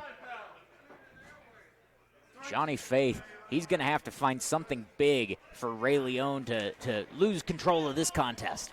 Yeah, Ray Leon setting up for the suplex here, but Faith fighting out and reverses it, and down goes Leon.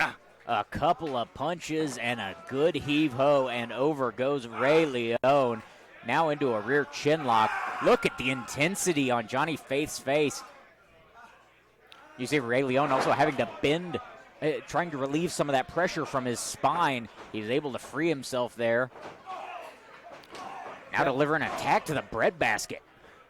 Yeah, Ray Leon, though. See, this is what we're talking about. Ray Leon did this earlier this evening where he underestimated his opponent, and Leon just turned away for a second. And now you're seeing Johnny Faith go for it because Leon was arrogant. That's all it takes. One moment of error, one fatal mistake, and it could all be over. Johnny Faith into the pin now. 1, 2, and very, very good ring awareness. The ring IQ of Ray Leon on full display. Yeah, I got to give respect to Leon. He knew where exactly he was at, knew how to break up the pin. Otherwise, that probably would have been a 3 count. Holy cow. Oh, looked like either a snapdragon or a half and half suplex. I couldn't quite exactly see from that camera angle. Ray Leon taking umbrage with our official here. Yeah, see, this is Leon's biggest fall, is he will waste time where it's not needed. You see Leon now, he's trying to get up there, but arguing with the ref may give Johnny Faith the moment to come back. And it does! Jamming up that right knee. It's going to be hard to win this contest with a bad leg. 2 clotheslines takes down Ray Leon. What's Johnny Faith got in mind here? Side slam, dropping him down like a bag of potatoes. Now, Faith going up. He's up on that middle rope. What's he got in mind? He pulled the pin on the grenade. Going for that pin. 2. That's all she wrote. Huge win for Johnny Faith.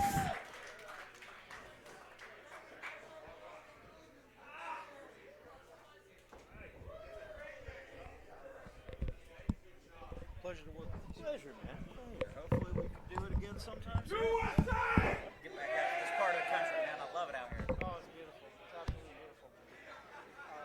Now, let's see. 1, 2, 3, 4. I've called at least 12 matches. 7, 8.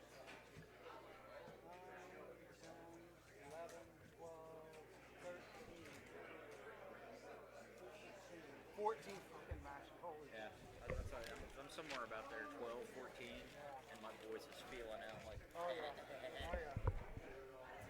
Having hit the Walgreens on the way through Knoxville. Give me some coffee. I can't blame you. Not at all. I usually come prepared.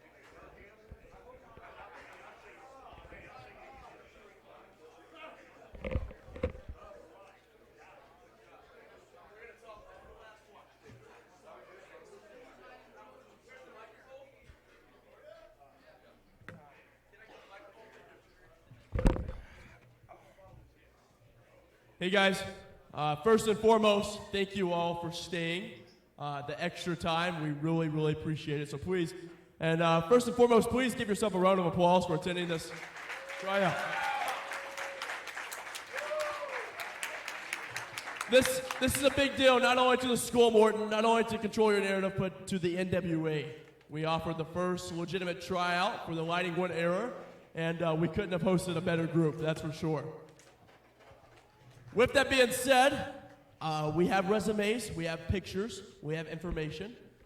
So please, don't necessarily get discouraged if you don't hear anything. What we're gonna do is the higher ups or some sort, we'll get this information and we'll hear from there as well. But genuinely, thank you so much, and here's the microphone.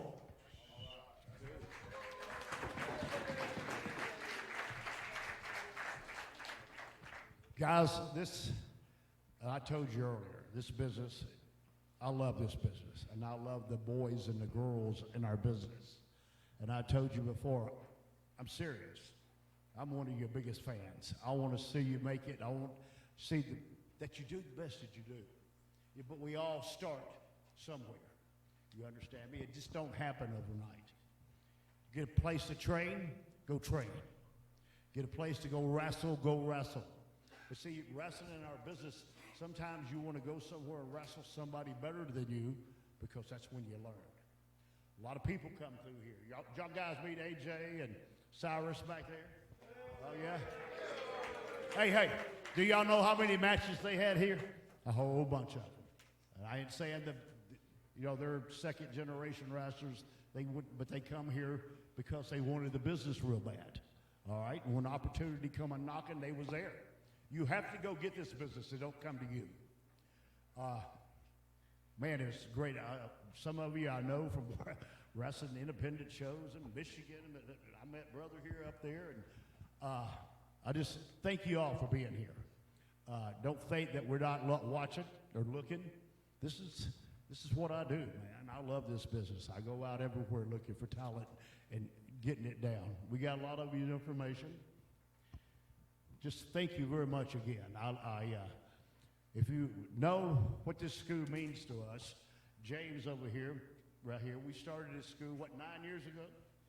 Yeah. Yes, and look here, with a homemade ring that we made, and see, look, you see all this stuff, that's when we tore walls down.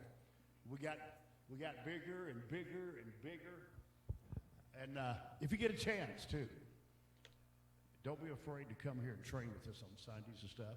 I know that we said, somebody said earlier, the 19th I will be back here because the 18th I'm in Bristol that night wrestling. So I'll be down here at 1 o'clock training. Anybody want to come and train? Come here and lace them up tight. All right? We get down Charlie Brown if y'all want to. All right? It's just a lot of people here today. Thank y'all. I enjoyed.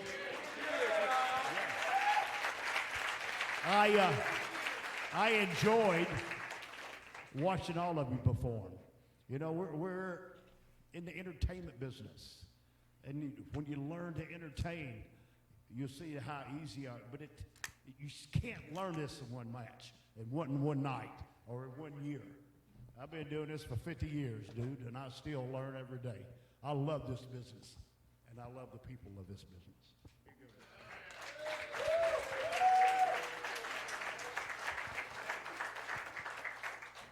Out of respect for the Mortons, if we can make sure this place is picked up, I'll be right there with you helping everything get picked up, so we'll take care of that for sure. But thank you for allowing us in your home. Thank you for coming. Thank you for toughing it out. How long were we here? 8 hours? 8? So I brought 4 meals. 8 hours, and usually when I get the opportunity to do these, I like to spend a lot of time breaking a lot of things down.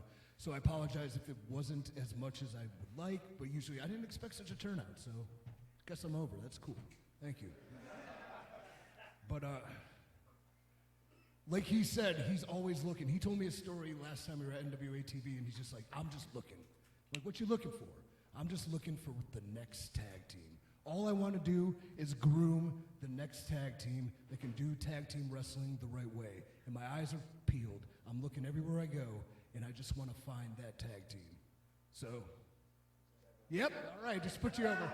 Anyways, he loves the business. No, I was talking about how...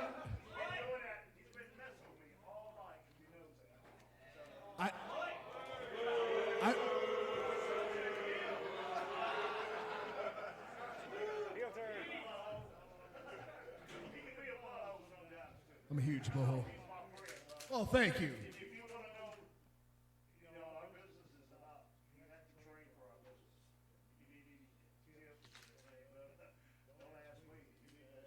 Yeah, I'm jacked. Well, I am available for that. You've given me your time. I'll give you any time that I have, anytime, so don't be afraid to reach out. I'll try to contact you all through email.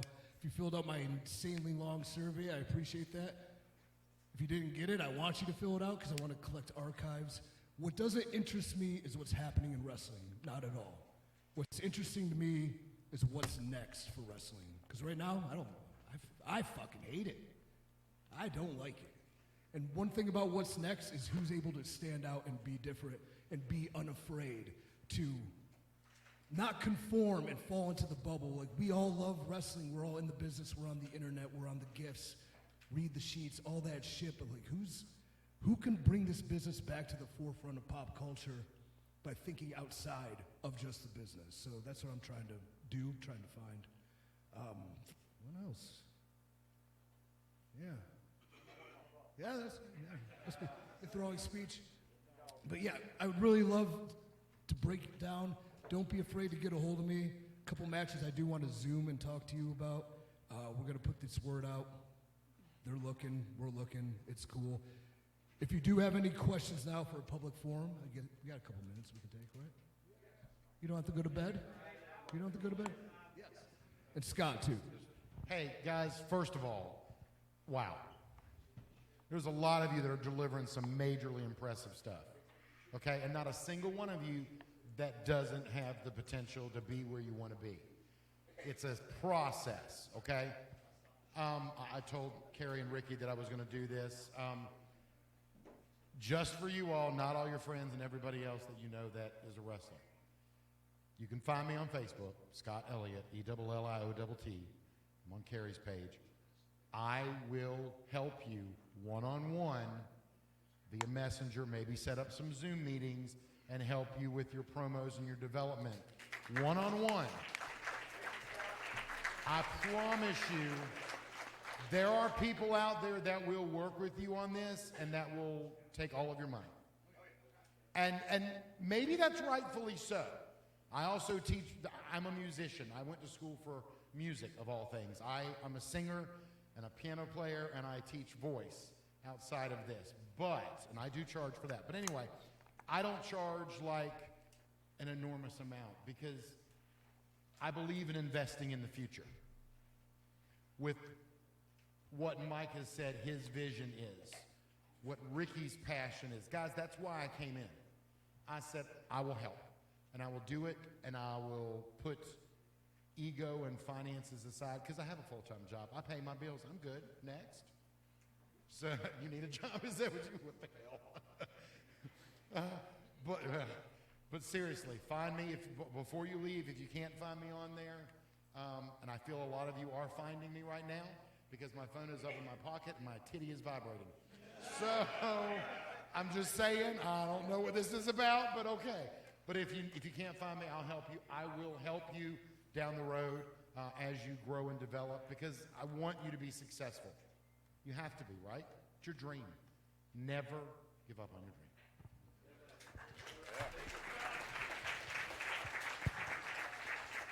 I get asked a lot from, up-and-coming prospective wrestlers, like, can't find a school yet, or like, what should I do? What should I do? I just want to go to wrestling school. Unless it's here or another reputable school, don't worry about it. This will be here. Hone the other skills too. So what I tell them, get in the gym, train, take MMA. But what I really tell them, find somebody who can coach you how to act. Somebody who can just teach you how to speak. We cannot communicate anymore unless it's through a cellular device, it seems. The ability to connect to people is through eye contact, dialogue, dialect, things of that nature. So what an advantage. So thank you for that, Scott. That's very kind of you. If you don't take him up on that, you're an idiot. Yeah, if you have any quick questions, we can just rail.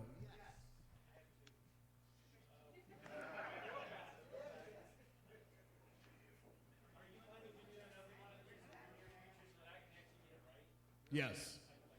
Yes.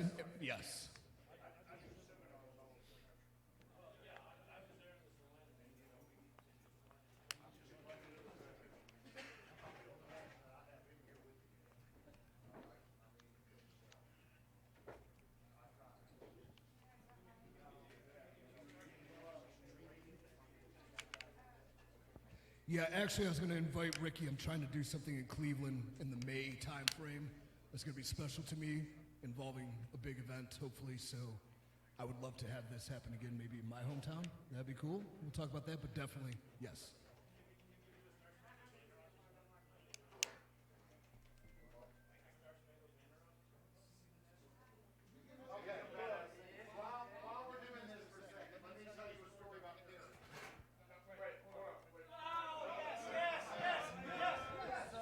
Going into, oh Lord. What was it? It was, what was the event? It was WrestleCade. It was several years ago. Carrie's like, hey, I'm getting to sing the national anthem. Can I work with you a little bit? Can we meet at the theater and let's go through it? Yes, we can do it. So we went through it a bunch and we found the right key and everything was great. My brother from Virginia Beach and his friends happened to be at WrestleCade and video the entire performance, where Carrie James Morton sang Rams parts. Instead of the Ramparts, he said Rams parts. Clear as day.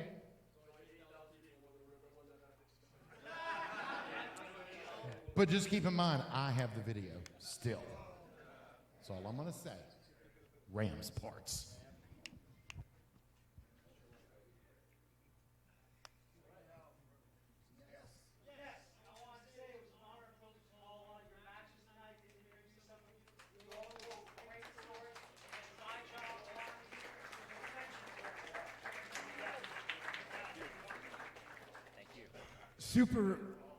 Super important, every part of this, between what's in the ring, the referee, as he's mentioned countless times, the commentating, the ring announcing, the fan interaction that you provided allowed a very fun evening that will look so much better and be so more polished when we bring it to the right people, or we get it to you so you have something you can show people.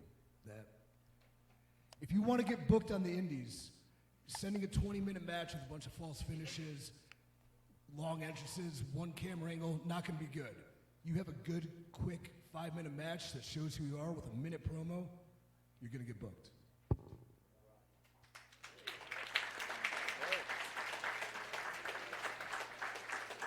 Let there be a lesson.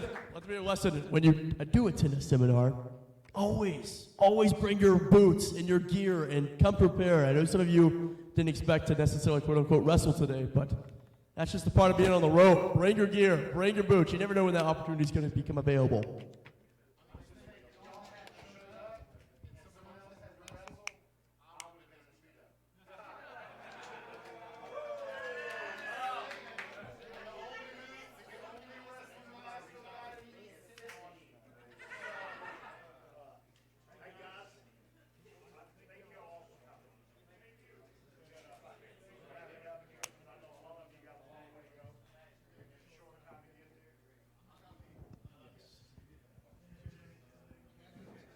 But before we leave, please, we're going to have us a big group photo, okay?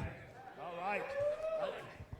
Hey, and I want to say one other thing. We spent 6 hours in here setting this ring up, and we didn't even use it. Can somebody take a bump in it so I feel better, please? Thank you.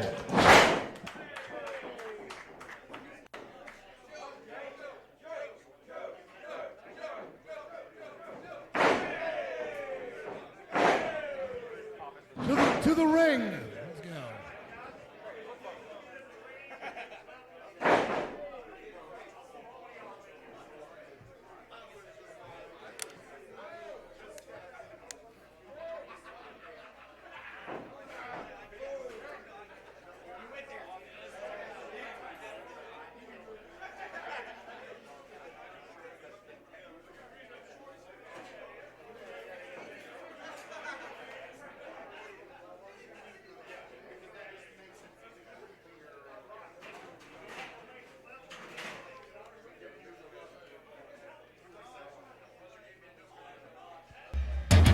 James.